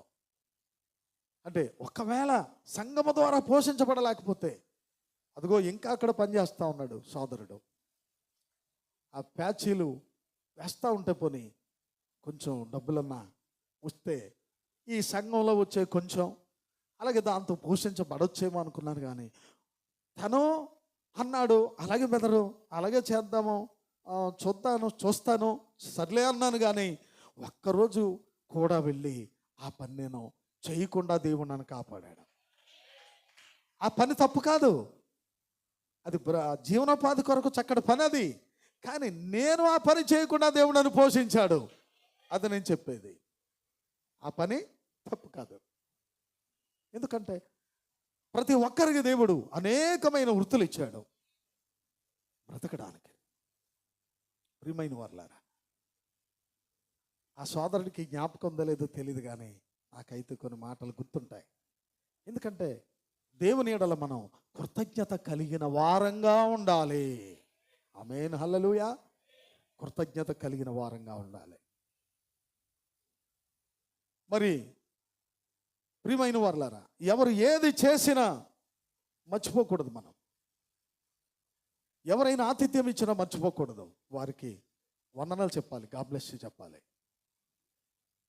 నీ అవసరాన్ని గుర్తించి ఒక 1/2 లీటర్ పాలే పంపిస్తారు నీకు, సహోదరుడు అని లేకపోతే సేవకుడు అని. వెళ్ళిపోతూ నిన్ను ప్రేమించి, అంటే నీ మీద ఉన్న, ఎందుకంటే బ్రదర్ అని సిస్టర్ అని ప్రేమించి ఎవరైనా నీకు సహాయపడితే వెంటనే నువ్వు కృతజ్ఞత చూపించాలి వాళ్ళకి. కృతజ్ఞత లేని వాళ్ళు ప్రపంచంలో చాలామంది రాలిపోతున్నారని మన పాట పాడుతూ ఉంటాం. కృతజ్ఞత లేనివారు వేల కొలదిగా కూలినను కృపావాక్యమునకు సాక్షులమై, కృపావాక్యమునకు సాక్షులమై, కృప వెంబడి కృపను పొందేదం. తెప్ప దాటిన తర్వాత తెప్పను తిరగేసే వారంగా మనం ఉండక, ప్రతి విషయంలో కృతజ్ఞతను మనం చూపించే వారంగా ఉండాలి. ఎంతమంది నాతో ఏకీవిస్తారో? ఎవరో ఒక్కరో ఇద్దరు కానీ చిన్నబాబు అంటున్నాడు అనమాట, నాన్నగారు మీకు బట్టలు తీసుకోమని ఎవరో డబ్బులు ఇచ్చారండి అని. సర్లేరా, వందనాలు, వారికి నేను ప్రార్థన చేస్తాను అన్నాను. అది నేను ఇప్పుడు మీకు చెప్పాలని కాదు, నా హృదయంలో కృతజ్ఞుడై ఉండాలి నేను. వారు ఎందుకు ఇచ్చారు? సేవకుడని. తప్పక వారికి ప్రతిఫలం కావాలంటే సేవకుడు దాన్ని తీసుకోవాలి, ప్రార్థన చేయాలి. అది ఇలాగేసుకుని ఇందులో పెట్టేసుకో, వస్తానమ్మా, ఇంకేమన్నా పెట్టే, ఇంటి దగ్గర కూతురుంది అని చెప్పే వారంగా మనం ఉండకూడదు. నాకు మనవలు ఉన్నారు, నలుగురు మనవలు ఉన్నారు కదా అని, అమ్మా పెట్టేయి, బ్యాగ్లో పెట్టాయి, బండిలో పెట్టాయి, అది మనకి కరెక్ట్ అయింది కాదు. ఒకవేళ నీకు ప్రేమ కలిగితే నేను అడగకూడదు, అది తప్పక అది నీలో నుంచి రావాలి. అది ఇంటి దగ్గర పిల్లలు ఉన్నారు కదా, పోన్లే ఈ పాస్టర్ గారు అంతే, ఈయన పెడితే తినడం, సర్లే పిల్లలు ఉన్నారు తింటారు అని ఆ విశ్వాసి హృదయంలో కలగాలి తప్ప ఇక ప్రతిదానికి ఒక వడబడిపోయే పరిస్థితి ఒక విశ్వాసిగా నీకు ఉండకూడదు, నాకు కూడా. ఎంతమంది ఇక్కడ ఉన్నారు అంటే ప్రతిదానికి హద్దులు ఉన్నాయా? ఎంతమంది ఇక్కడ ఉన్నారు? నిజమేనా? ప్రతిదానికి హద్దులు ఉన్నాయా? ఉన్నాయి. ప్రతిదానికి సమయం ఉందా? ఉంది పిల్లారా. కృతజ్ఞత కలిగి జీవించవలసిన వారమై ఉన్నాం మనం. కృతజ్ఞత లేని వారు వేల కొద్ది రాలిపోతున్నారు ఈ ప్రపంచంలో. దేవుని ఎడల కృతజ్ఞత కలిగి ఉండాలి, సేవకుని పట్ల కృతజ్ఞత కలిగి ఉండాలి. సంఘముని కొరకు నీకు ప్రాణాపాయ పరిస్థితి వచ్చినప్పుడు, కుటుంబ పరిస్థితి దిగజారిపోతున్నప్పుడు తప్పక సంఘముని కోసం కన్నీరు కార్చి ప్రార్థిస్తున్నారు. ఇక్కడ సంఘము పట్ల ప్రతి ఒక్కరికి కృతజ్ఞత కలిగి ఉండాలి. సేవకుని పట్ల కలిగి ఉండాలి, సంఘం పట్ల కృతజ్ఞత కలిగి ఉండాలి. వీరిద్దరి కంటే ముందు ఆమేన్ ఆమేన్ ఆమేన్ చెప్పాలి. పైన ఉన్న వాళ్ళు ఎవరు మాట్లాడతలేదు, చేతులు లేవట్లేదు. వీరిద్దరి కంటే ముందు దేవుని ఎడల కృతజ్ఞత కలిగి ఉండాలి. మిలిటరీ మ్యాన్ ఒక ఆయన క్రిస్టియన్, ఎందరో ఉంటారులే క్రిస్టియన్లు. అయితే న్యూ టెస్ట్మెంట్ కృతజ్ఞత అంటే చెప్తున్నా. న్యూ టెస్ట్మెంట్ అంటే క్రొత్త నిబంధన. ఇంగ్లీష్ బైబిల్ పాకెట్లో పడద్ది. అంటే ఇప్పుడు ఇదిగో పాకెట్ అంటే నేను జేబీ ఉందా, నాకు ఈ జేబీలో సరిపోద్ది అనమాట. అది పాకెట్ బైబిల్ అంటారు దాన్ని, ఇంగ్లీష్ బైబిల్. దాన్ని ఆ పాకెట్లను పెట్టుకొని అతడు మిలిటరీ వాడు మిలిటరీకి వెళ్ళిపోయాడు. ఆ ప్రక్కన రాలిపోతున్నారు, ఈ ప్రక్కన రాలిపోతున్నారు. డిష్ డిష్ మన అవతల శత్రువులు షూట్ చేస్తూ ఉంటే రాలిపోతూ ఉన్నారు. మరొకడు షూట్ చేశాడు, అవతల శత్రువు సరిగ్గా బైబిల్ని టచ్ చేసి ఆగిపోయింది గుండు. ఏమైంది? అతడు దేవుని ఎడల కృతజ్ఞత కలిగి ఉన్నాడు. నా ప్రభు వాక్యం నాతో ఉండాలి, వాక్యం నాతో ఉంటే దేవుడు నాతో ఉన్నట్టే. అతడు తన హృదయములో నిండా మునిగినోడికి చలిటని, తన హృదయం నిండా వాక్యం ఉంది, తన జేబులో కూడా వాక్యం పట్టుకుని వెళ్ళాడు. యవనస్తులారా, మీరు బైబిల్ పట్టుకొని దేవుని సంధిగా రావడానికి సిగ్గుపడకూడదు. ఎందుకంటే మహాభాగ్యం కదండి. ఆమేన్ ఆమేన్ హల్లెలూయా. అసలు ఈ బైబిల్ని నీవు ఇలా పట్టుకొని నువ్వు దేవుని యొద్దకు రావడం, కోటాలకు రావడం, ఇది నీకు వచ్చే ఆశీర్వాదం నీకు తెలియక చాలామంది ఊరిక సిగ్గుపడిపోయి నలిగిపోయి ఇరిగిపోతూ ఉంటారు. ఎందుకు ఇరిగిపోతున్నావు, ఎందుకు నలిగిపోతున్నావు?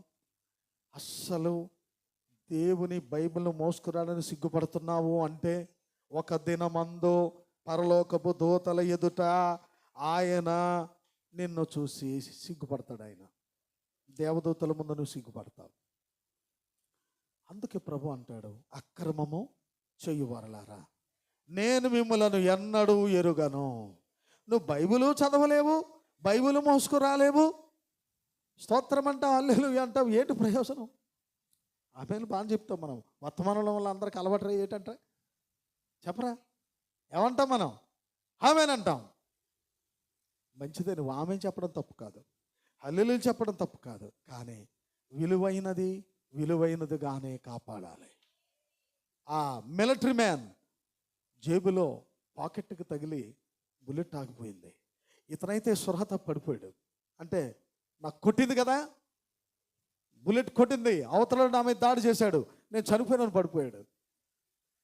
తర్వాత మెలకొచ్చింది, ఆ ప్రక్కనే చనిపోయాడు, ఈ ప్రక్కనే. అందుకే దావీదు అంటాడు, ఎడమ ప్రక్కన 1000 మంది పడినా, కుడి ప్రక్కన 10,000 మంది పడినా ఏ అపాయమో.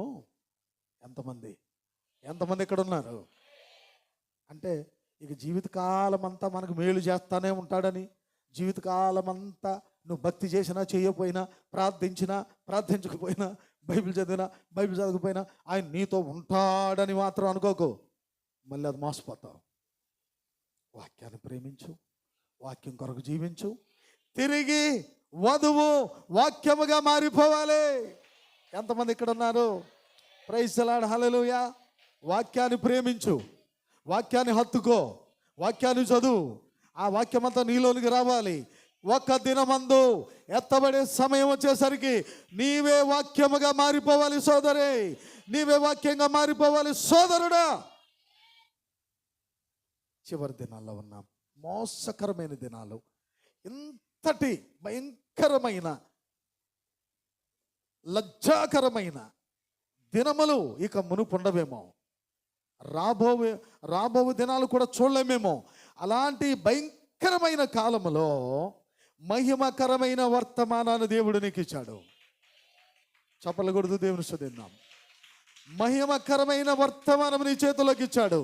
దీనిని ఎప్పటికీ చిన్నగా అంచనా వేయొద్దు, దీన్ని తప్పుగా అంచనా వేయొద్దు, దీన్ని తీసి పక్కన పెట్టొద్దు.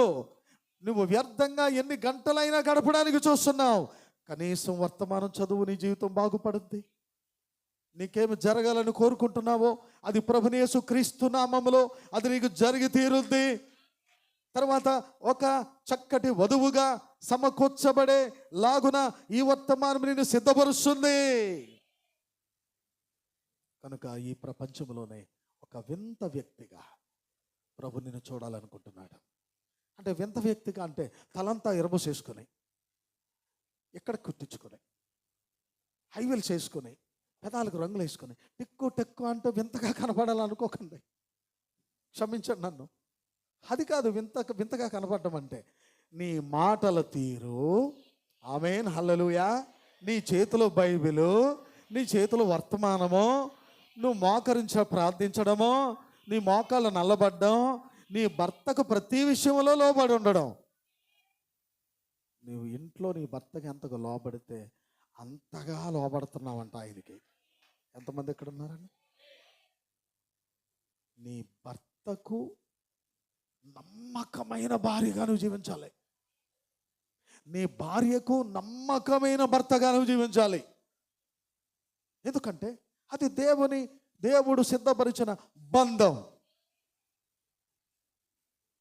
సృష్టిలోనే ఒక అద్భుతమైన బంధం అది విడదీయరాని బంధం. అది మధ్యలో లొల్లి ఎంతో జరిగినా ఒక దినమందు నీవు నీ భర్త, నీవు నీ భార్య ఒక్కటే. అలాగునే ప్రియురాలు సిద్ధపడతా ఉంది ఇక్కడ, ప్రియుడైన క్రీస్తు కొరకు ఆయన వాక్యం నుండి సిద్ధపరుస్తూ, వస్త్రాన్ని సిద్ధం చేస్తూ. ఎందుకంటే ఆయన ప్రవక్త ద్వారా పంపించబడిన ఆ వర్తమానమే నీకు నాకు వస్త్రమై ఉన్నది.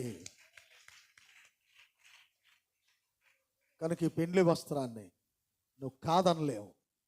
ఈ పెండ్లి వస్త్రం ధరించుకుని వెళ్ళాల్సిందే. పెండ్లి వస్త్రం లేకపోతే ఎవరు పెండ్లి విందులో కూర్చొని అర్హత లేదు. కనుక నమ్మకముగా జీవించాలి భర్త కొరకు. నీ భర్తను మించి మరొక స్నేహితుడు నీకు ఉండకూడదు. మరి ఎవ్వడికి నువ్వు ఫోన్ చేసి గంటల తరబడి మాట్లాడాల్సిన అవసరం లేదు అసలు. భార్య ప్రతి వానికి ప్రపంచ సుందరిగా చూడాలి. ప్రవక్త చెప్పాడు, ప్రతి పురుషునికి తన భార్య ప్రపంచంలోనే అందరికంటే సుందరాంగి, అందగత్తెగా చూడాలి. ఇక ఎవరిని చూసినా గాడిద వలె గుర్రం వలె పళ్ళు సకిలించి తిరగకూడదు. అది నీ పని కాదది. ఎందుకంటే నీ లోగిటి నీ భార్య ఫలించు ద్రాక్షవల్లి. స్తోత్రం చెప్తారా? అంచేత ఆడపిల్లలు పెళ్లికి ముందు ప్రేమల్లో పడకూడదు. మగపిల్లలు కూడా పెళ్లికి ముందు ప్రేమల్లో పడకూడదు. వారు దేవుని చిత్తాన్ని, దేవుని ఉద్దేశాన్ని, ప్రభువా నాకు యవ్వన వయసు వచ్చిందయ్యా, నాకు ఒక భయభక్తులు కలిగిన భర్త, వాక్యం చదవగలిగిన వాడు, ప్రార్థించగలిగిన వాడు, వర్తమానములో ధీటైన వాడు, సరైన భర్తను నాకు చూపించు దేవా అని ప్రార్థిస్తే ఆడబిడ్డ చక్కటి భర్తను సిద్ధపరుస్తాడు. స్తోత్రం కలుగును గాక. అలాగే మగపిల్లలు కూడా ప్రార్థించాలి వధువు కోసం. వధువుని ఎన్నుకొనుటనే వర్తమానం చెప్తాడు. ప్రతి యవనస్తుడు కనీసం 6 మాసాలైనా ప్రార్థించాలట. దేనికోసం అంటే తనకి కాబోయే భార్య కోసం. ఆ భార్య టిక్కులు మారిగా ఉండాలని కోరుకుంటే అలాంటి భార్యనే ఇస్తాడు. ఎందుకంటే అది వాక్యం. అది నువ్వు ఎలాగ నీ భార్య ఉండాలనుకుంటున్నావో అలాగే ఇస్తాడంట. మరి నువ్వు ఎలాంటి భార్యని కావాలని కోరుకుంటావు? ఒక విశ్వాసిగా వర్తమానం చదివే, ప్రార్థించే, కోటాలంటే ఎగ్గొట్టి దిగ్గొట్టి చూద్దాంలే రేపు ఆయనకి ఏం పని ఉంది, అలాగే కోటాలాడుతూ ఉంటాడు, నీకు పని లేదు, ఆయనకి పని లేదు అనే భార్య నీకు కావాలా? ఇదిగో, ఏ ప్రార్థన మనం మిస్ కాకూడదు. మన పనులు ఉంటానే ఉంటాయి. మన పరిస్థితులన్నీ ఎలా ఉంటున్నా కానీ మనము దేవుని యొద్దకు పోవాలండి. వాక్యాన్ని మనం అధికంగా ప్రేమించాలండి. దేవుడు కూడా మనం అలా ప్రేమిస్తాడండి అని చెప్పగలిగిన ఒక చక్కటి కన్యన కావాలని ప్రతి మగబిడ్డ ప్రార్థన చేయాలి. కనీసం 6 నెలలు అయిన ప్రార్థన చేయాలి. ప్రార్థన చేయరు. ప్రార్థన చేయకుండా ఏమంటారంటే, ఇదిగో మీరు చేశారు కదా, ఇదిగో నేను అనుభవించున్నాను కదా, ఏడ్చావు. సోది కబుర్లు చెప్తారు, సోది మాటలు చెప్తారు కొంతమంది. ఎవరు ప్రార్థన చేయొద్దు అన్నారు? వెళ్ళే ప్రార్థన చేయొద్దా? ముందు దేవుని సందులు వేడుకోవద్దా? దేవుడు తన పట్ల నా పట్ల నీ చిత్తమేంటి ప్రభువా, నాకు ఎలాంటి భార్యను ఇవ్వబోతున్నావు? దేవుణ్ణి అడగాలి కదా. దేవుణ్ణి అడిగితేనే నీలో ఎవరు భాగమై ఉన్నారో ఆదిలో ఆ భాగాన్ని దేవుడు నీకు ఇవ్వబోతున్నాడు. దేవునికి స్తోత్రం కలుగును గాక. కనుక దేవునితో సమాధానం, దేవునితో సహవాసం నీకు ఉంటున్నప్పుడు నీ కుటుంబంలో కూడా అలానే సహవాసం ఉంటుంది, అలాంటి సమాధానమే ఉంటుంది.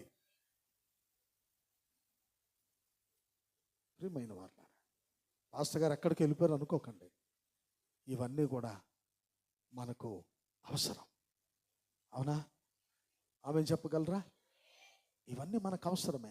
అంటే వింతగా ఉండాలి అని నేను ఎప్పుడు ఇన్సర్ట్ చేయలేనోడిని, ఎప్పుడు షూ వేయలేనోడిని, నేను షూ వేసి ఇన్ చేసి టిక్కుమని నడుస్తూ ఉంటే మీరు ఏమంటారు? మామూలుగా ఏమంటారండి, ఏటప్పా ఆదరి జోకులాగా ఉన్నాడు ఈయన, ఉన్నట్టుండి ఇన్ చేసేసాడేంటి పాప, షూ కూడా వేసేసి ఆ షూతేమో నడ్డం చేతన అవ్వట్లేదు, వింతగా కనపడుతున్నాడేంటి. అది అలాంటి వింతగా నేను కనపడకూడదు. ఆది నుండి నేను ఎలా ఉన్నానో అలానే ఉండాలి, కానీ నా దేవునితో సహవాసం తెగిపోకూడదు. ఆమేన్, హల్లెలూయా. నా దేవునికి నాకు సహవాసం తెగిపోకూడదు. నా కుటుంబంతో దేవునికి సహవాసం కావాలి, సమాధానము కావాలి. అంచేత వింతగా కనపడాలని ఈ పక్కన జోబు పెట్టుకొని 2 జేబుల్లో 2 పెన్నులు పెట్టుకొని ఇలాంటి వింత పనులు చేసి ప్రజలను ఇబ్బంది పెట్టి వాళ్ళ చేత అనిపించుకునే కంటే నా జీవితము దేవునితో సరిగా ఉన్నదా లేదా? ఆమేన్, హల్లెలూయా. దేవునితో నేను సరిగా ఉన్నానా లేదా? అది దేవునికి కావాలి. కనుక ప్రియమైన వాళ్ళారా, ఆ కర్మెలు పర్వతం మీదకి ఒక వింత, ఒక ఆకర్షణ కనపడతా ఉన్నాయి. మొదటిగా వారికి అవకాశం ఇచ్చాడు. బయలు ప్రవక్తలారా చేయండి అన్నాడు. బలర్పించారు. బలి పశువుని కట్ల మీద పేర్చారు. నింపమన్నాడు, నీళ్ళతో నింపేశారు. మొత్తం తడిసి ముద్దయిపోయింది ఆ దహన బలి పశు మాంసం, కట్టెలు, అలాగే కింద కందకం మొత్తం తడిసి ముద్దయిపోయింది. చేయండి మీ దేవునికి ప్రార్థన అన్నాడు. చేశారండి. ఉదయం నుంచి మధ్యాహ్నం 3-4 గంటల దాకా. అందుకే సాయంకాలం అయిపోయింది, ఇప్పుడైనా కొంచెం రెస్ట్ తీసుకొని మంచం మీద నుంచి లేస్తున్నాడు మీ దేవుడు, చేయండి రా ప్రార్థన అన్నాడు.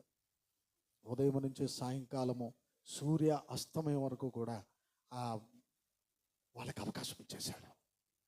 దేవుడు ఎల్లప్పుడూ సాతానికి ముందు అవకాశం ఇస్తాడు. తరువాతనే దేవుడు రంగం మీదకి దిగొస్తాడు. స్తోత్రం కలుగును గాక. ఎందుకంటే వాడు ఎలాగా చేయలేడు ఆ కార్యాన్ని దేవుడు చేసి చూపిస్తాడు. ఎన్నో కార్యాలు మన జీవితంలో ప్రభు జరిగిస్తున్నాడు. అలాగునా చేశారు. ఉదయం నుంచి సాయంకాలం వరకు శస్త్రాలతో శరీరాలు కోసుకున్నారట. చేతులు కోసుకున్నారు, గుండెల మీద కోసుకున్నారు, పాదాల మీద కోసుకున్నారు. రక్తాలు కారుతున్నాయి. బయలా రా రా రా అని పిలిచారు. ఎక్కడి నుంచి ఏ సమాచారం లేదు, ఏ దిక్కు నుంచి, ఏ వైపు నుంచి, ఏ మూల నుండి అస్సలు ఎటువంటి సూచనే కనబడలేదు. తిరిగి మరలా కందకం తవ్వించాడు. మరలా కట్టెలు చేర్పించాడు. బలిపీఠం ముందు బలిపీఠం కట్టిస్తాడు. సమయము ఎక్కువ లేదు, అని క్షమించండి. చెదిరిపోయిన రాళ్లను అక్కడ క్రమముగా పేర్చి, మన దేవునికి ఎల్లప్పుడూ క్రమం అవసరమేనా? చెప్పగలరా నాతో పాటు? మన దేవునికి ఎల్లప్పుడూ క్రమము అవసరం. మరి రాళ్లను క్రమముగా పేర్చి, దాని మీద కట్టెలు పేర్చి, పశుమాంసం పెట్టి నీళ్లతో నింపి ప్రార్థన చేశాడు. అంతే. సృష్టికర్త అయిన దేవునికి ప్రార్థన చేశాడు. ప్రభువా, వీళ్ళందరూ చూస్తూ ఉండగా, ఎందుకంటే 2 తలంపుల మధ్య తడబడుతున్నారు. వీళ్ళు నీ ప్రజలై ఉండి ఎందుకయ్యా దేవుడు కానిదాన్ని, దేవత కానిదాన్ని ఆరాధిస్తున్నారు? ఈ రోజు నీ ప్రజల ముందు నీ గొప్పతనం తెలియచేయి అని ప్రార్థించాడు. ఆయన ప్రార్థన ముగించగానే ఈ రూతురత్నం మనకు గాంచి చేస్తున్నాయేమో, వంటలో భలే వాసన వస్తున్నాయండి. ఆవిడ చర్చలోకి వచ్చిందా? రాలేదు. ఆవిడ చర్చలోకి రాకుండా భలే వంటలు చేస్తున్నాం మనకేనేమో, ఒకవేళ మనందరి కాకపోయినా నాకేనేమో, ఒకవేళ మార్తమ్మలాగా మంచి విస్తారమైన పని పెట్టుకుంటా ఉంది బిడ్డ. సహోదరి కోసం అందరూ ప్రార్థన చేయండి. మారు మనసు కావాలి. మన ఇంటి దగ్గర నుంచేనేమో. ప్రియమైన వారలారా, క్షమించండి, అక్కడో మార్త తగిలిందేమో. చూడండి, ఒక్క ప్రార్థన చేశాడు. ఆ ప్రార్థన విన్న దేవుడు ఆకాశం నుంచి అగ్ని కురిపించాడు. దిగి వచ్చింది దహన బలి పశు మాంసము, కట్టెలు బూడిదగా చేసింది. కందకోలను నీళ్ళన్నీ అగ్ని పూర్తిగా కనబడకుండా చేయగలిగింది. స్తోత్రం కలుగును గాక. నీళ్లు ఆరిపోయాయి, బూడిదిగా మారిపోయింది. ఆ యొక్క బయలు ప్రవక్తలు నిలబడి ఏమి చేయని స్థితిలో, ఎటు తోచని పరిస్థితులు నిలబడ్డారు. వెంటనే రోషం కలిగిన ప్రవక్త, తీసుకుపోదండి, వెళ్ళి మెల్ల పట్టుకుని తీసుకుపోదండి ఆ నది దగ్గరికి తీసుకుపోయి వాళ్ళందరిని చంపించాడు. రోషము కలిగిన ప్రవక్త. దేవునికి స్తోత్రం కలిగిన గాక. 2 తలంపుల మధ్య తడబడుతున్న ఇశ్రాయేలీయులు ఆ దినమందు కేకలు వేయడం ప్రారంభించారు. హల్లెలూయా, యెహోవాయే దేవుడు. అందరూ చెప్పండి, చెప్పండి, చెప్పండి. యెహోవాయే దేవుడు, యెహోవాయే దేవుడు, యెహోవాయే దేవుడు అంటూ వాళ్ళు కేకలు పెట్టడం ప్రారంభించారు. రాజు అక్కడి నుంచి రథం తిప్పుకొని వెళ్ళిపోతా ఉన్నాడు. సిగ్గుపడిపోయాడు రాజు. ప్రజలందరూ దేవుని స్తుతించడం, ఆరాధించడం ప్రారంభించారు. ఎందుకంటే దేవుని పక్షాన నిలబడగలిగిన ఒక అద్భుతమైన ప్రతి కాలమందు ఒక చక్కని ప్రవక్త, ఒక మనిషి దేవునికి అవసరమై ఉన్నాడు. స్తోత్రం కలుగును గాక. ప్రతి యుగములో, ప్రతి కాలములో దేవుడు వారికి ఒక పని అప్పగిస్తా ఉన్నాడు. ఆ పనిని ముందుగా ప్రవక్త విశ్వసించాలి. ఆ కార్యాన్ని అతడు హృదయముతో తీసుకోవాలి. అతడు ముందుగా దాన్ని నమ్మాలి. నమ్మిన తర్వాత వెంటనే దాన్ని దహించాలి. అందుకంటాడు మనమంట సమర్పించుకున్న తరువాత దాన్ని దహించేసేయాలన్నాడు. అంటే మన హృదయాన్ని దేవుని చేతులకు అప్పగించినప్పుడు ఆయన అగ్నితో దాన్ని దహిస్తాడు. మనం సమర్పించాలి. నీ హృదయాన్ని నువ్వు సమర్పించకుండా, నీ జీవితాన్ని ముందు ఆయనకి సమర్పించకుండా ఆయన నీలోనికి వచ్చి నిన్ను దహించలేడు. ఎంతమంది ఆమె చెప్పగలరు? అబ్రహాము నమ్మాడు, బిడ్డను తీసుకుని వెళ్ళాడు, కట్టెల మీద కాళ్ళు చేతులు కట్టి ఇస్సాకును పరుండ పెట్టాడు. ఇప్పుడు అతడు దహన బలి చేయడానికి చేయెత్తాడు. దేవుడు దాన్ని చూశాడు. అక్కడ అంటాడు ప్రవక్త, దాన్ని నశింపచేయాలన్నాడు. అంతే. నువ్వు దేన్నైతే సమర్పిస్తున్నావో దాన్ని దేవుడికి ఇచ్చాయి, దేవునికి సమర్పించాయి అన్నాడు. అంటే ఇంగ్లీష్లో మంచి మాట ఉంటుంది, డిస్ట్రాయిడ్ అనే మాట. దాన్ని ఇంకక్కడ పూర్తిగా దహించి వేసే అన్నాడు. అబ్రహాము జీవితంలో గొప్ప కార్యం అది, గొప్ప మలుపది.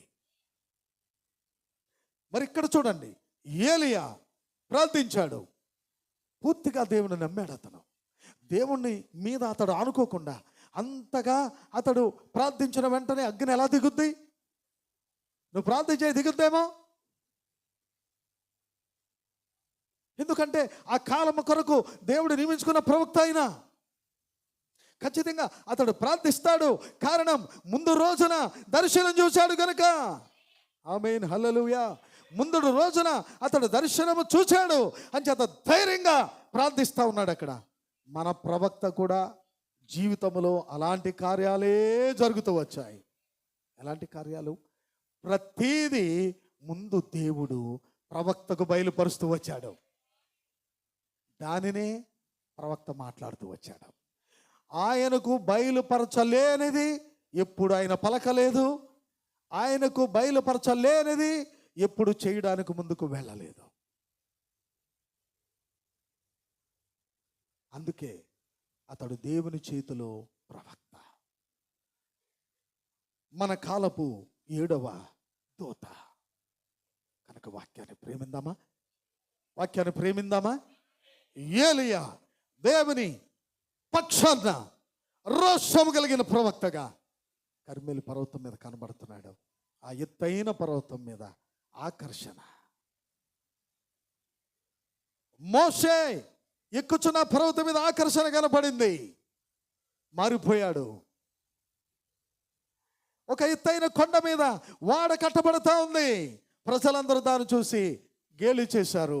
కానీ ఆ ఎత్తైన పర్వతం మీద కట్టబడిన వాడలో కొందరు రక్షించబడ్డారు. ఇక్కడ కర్మెలు పర్వతం కనబడతా ఉంది. అంత మునుపు దానికి ఎటువంటి ప్రసిద్ధి లేదు, చెప్పుకోదగ్గ విషయాలు ఏమీ జరగలేదు.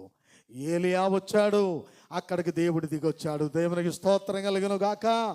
నీవు ఆశీర్వదించబడిన వ్యక్తివి, ఆశీర్వదించబడిన బిడ్డవు. నీవు ఎక్కడికి వెళితే అక్కడ ఆశీర్వాదం ఉండుగాక.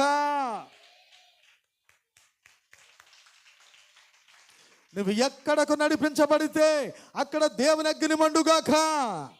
అది ఒకవేళ సొంత గృహమైనా, అది అద్దె గృహమైనా, నువ్వు వెళ్ళిన తర్వాత ఆ ఇంటి వారు నిన్ను గురించి మాట్లాడుదురుగాక. అమ్మా, మీరు ఇంకా ఉండండి, ఖాళీ చేయకండి, ఇక్కడే ఉండండి, వెళ్ళొద్దు. చక్కని బిడ్డలు మీరు, చక్కని ప్రజలు మీరు అప్పుడే వెళ్ళొద్దు. ఎందుకంటే నీవు దీవెనకరమైన బిడ్డవు, నువ్వు ఆశీర్వాదకరమైన బిడ్డవు. నీవు ఏలియా ఎక్కడుంటే అక్కడ దేవుని సన్నిధి దిగొచ్చేది. మన కాలపు ప్రవక్త ఎక్కడికి వెళితే అక్కడ ఆశీర్వాదము కనబడుతూ వచ్చింది. దేవునికి స్తోత్రం కలుగును గాక. నా ప్రియ దేవుని సంగమా, ఇంకా ఈ వర్తమానం పూర్తి కాలేదు, ముగిస్తున్నాను. దేవుడు మీకు సహాయం చేయను గాక. అందరూ మోకరించగలరా? ప్రార్థన చేద్దాం. కొద్ది నిమిషాలు మోకరించి ప్రార్థన చేద్దాం. ప్రభువా, ఈ ఉదయకాలమందు నన్ను దర్శించావు, నాతో మాట్లాడుచున్నావు. అవును దేవా, నీ పిల్లలు ఎక్కడికి వెళితే అక్కడ ఆశీర్వాదకరంగా ఉండాలని మాట్లాడుతున్నావే. నన్ను అలా సిద్ధపరచు దేవా. సోదరుడా ప్రార్థించాలి, సహోదరుడు ప్రార్థించాలి. ప్రభువా, ఏలియా వలె, మా కాలపు ప్రవక్త వలె, ఆనాటి నోవహు వలె, ఆనాటి మోషే వలె అభిషేకము నా మీదకు దిగిరాని ప్రభువా. నీ అభిషేకము నాకు కావాలి, నీ ఆత్మ సన్నిధి నాకు కావాలి, నేను నీకుతో వ్యక్తిగత సంబంధము నాకు కావాలి. ఆమేన్. ప్రార్థించాలి. కాస్త నోరు తెరిచి ప్రార్థన చేయండి. సిగ్గుపడక్కర్లా. మనము దేవుని ఎదుట ప్రార్థించుటకు సిగ్గుపడవద్దు. ఏలియా ఒక వింత వ్యక్తిలో కనబడుతున్నా, మోషే ఒక వింత వ్యక్తిలో కనబడుతున్నా, ఆనాటి నోవహు వింత వ్యక్తులే కనబడుతున్నా కానీ వారి ద్వారా దేవుడు ప్రపంచంలోనే ఘనమైన కార్యాలు జరిగిస్తూ రాలేదా? నా సోదరి, ఎందుకు నిన్ను నీవు చిన్నబుచ్చుకుంటున్నావు? సోదరుడా, నిన్ను నీవు ఎందుకు చిన్నబుచ్చుకొని నా ద్వారా ఏమి జరగట్లేదే, అయ్యో నా వల్ల ఎటువంటి ప్రయోజనం లేదే అని ఎందుకు అక్కడ తల ఉంచుకొని కనబడుతున్నావు? సోదరుడా, నీ తల పైకెత్తు. సహోదరుని తల పైకెత్తు. సిగ్గుపడనీయకుండా, నిన్ను సిగ్గుపడనివ్వకుండా ప్రభు నీతో సహవాసం చేయడానికి సిద్ధపడుతున్నాడు. ఆయన నీతో సహవాసం చేయడానికి సిద్ధపడుతున్నాడు. నువ్వు సిద్ధమేనా? నీ హృదయము దేవునికి ఇవ్వగలవా? నీ మనసు దేవునికి ఇవ్వగలవా?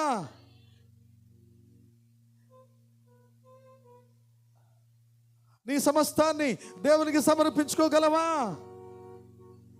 అయితే నీతో సహవాసం చేయడానికి ఆయన సిద్ధపడుతున్నాడు. మరి నీవు సిద్ధమేనా? ఏలియా దేవుడే నీ దేవుడు, మోషే దేవుడే నీ దేవుడు, నోవహు దేవుడే నీ దేవుడు, నీ కాలపు ప్రవక్త దేవుడే నీ దేవుడై ఉన్నాడు. సోదరుడా, ప్రార్థించు. నువ్వు ప్రార్థించకపోతే ఏ మేలు పొందలేవు, ఏ కార్యాన్ని నువ్వు చూడలేవు. ఆమేన్. హల్లెలూయా. యోహానిదన్న పాట. ఆమేన్.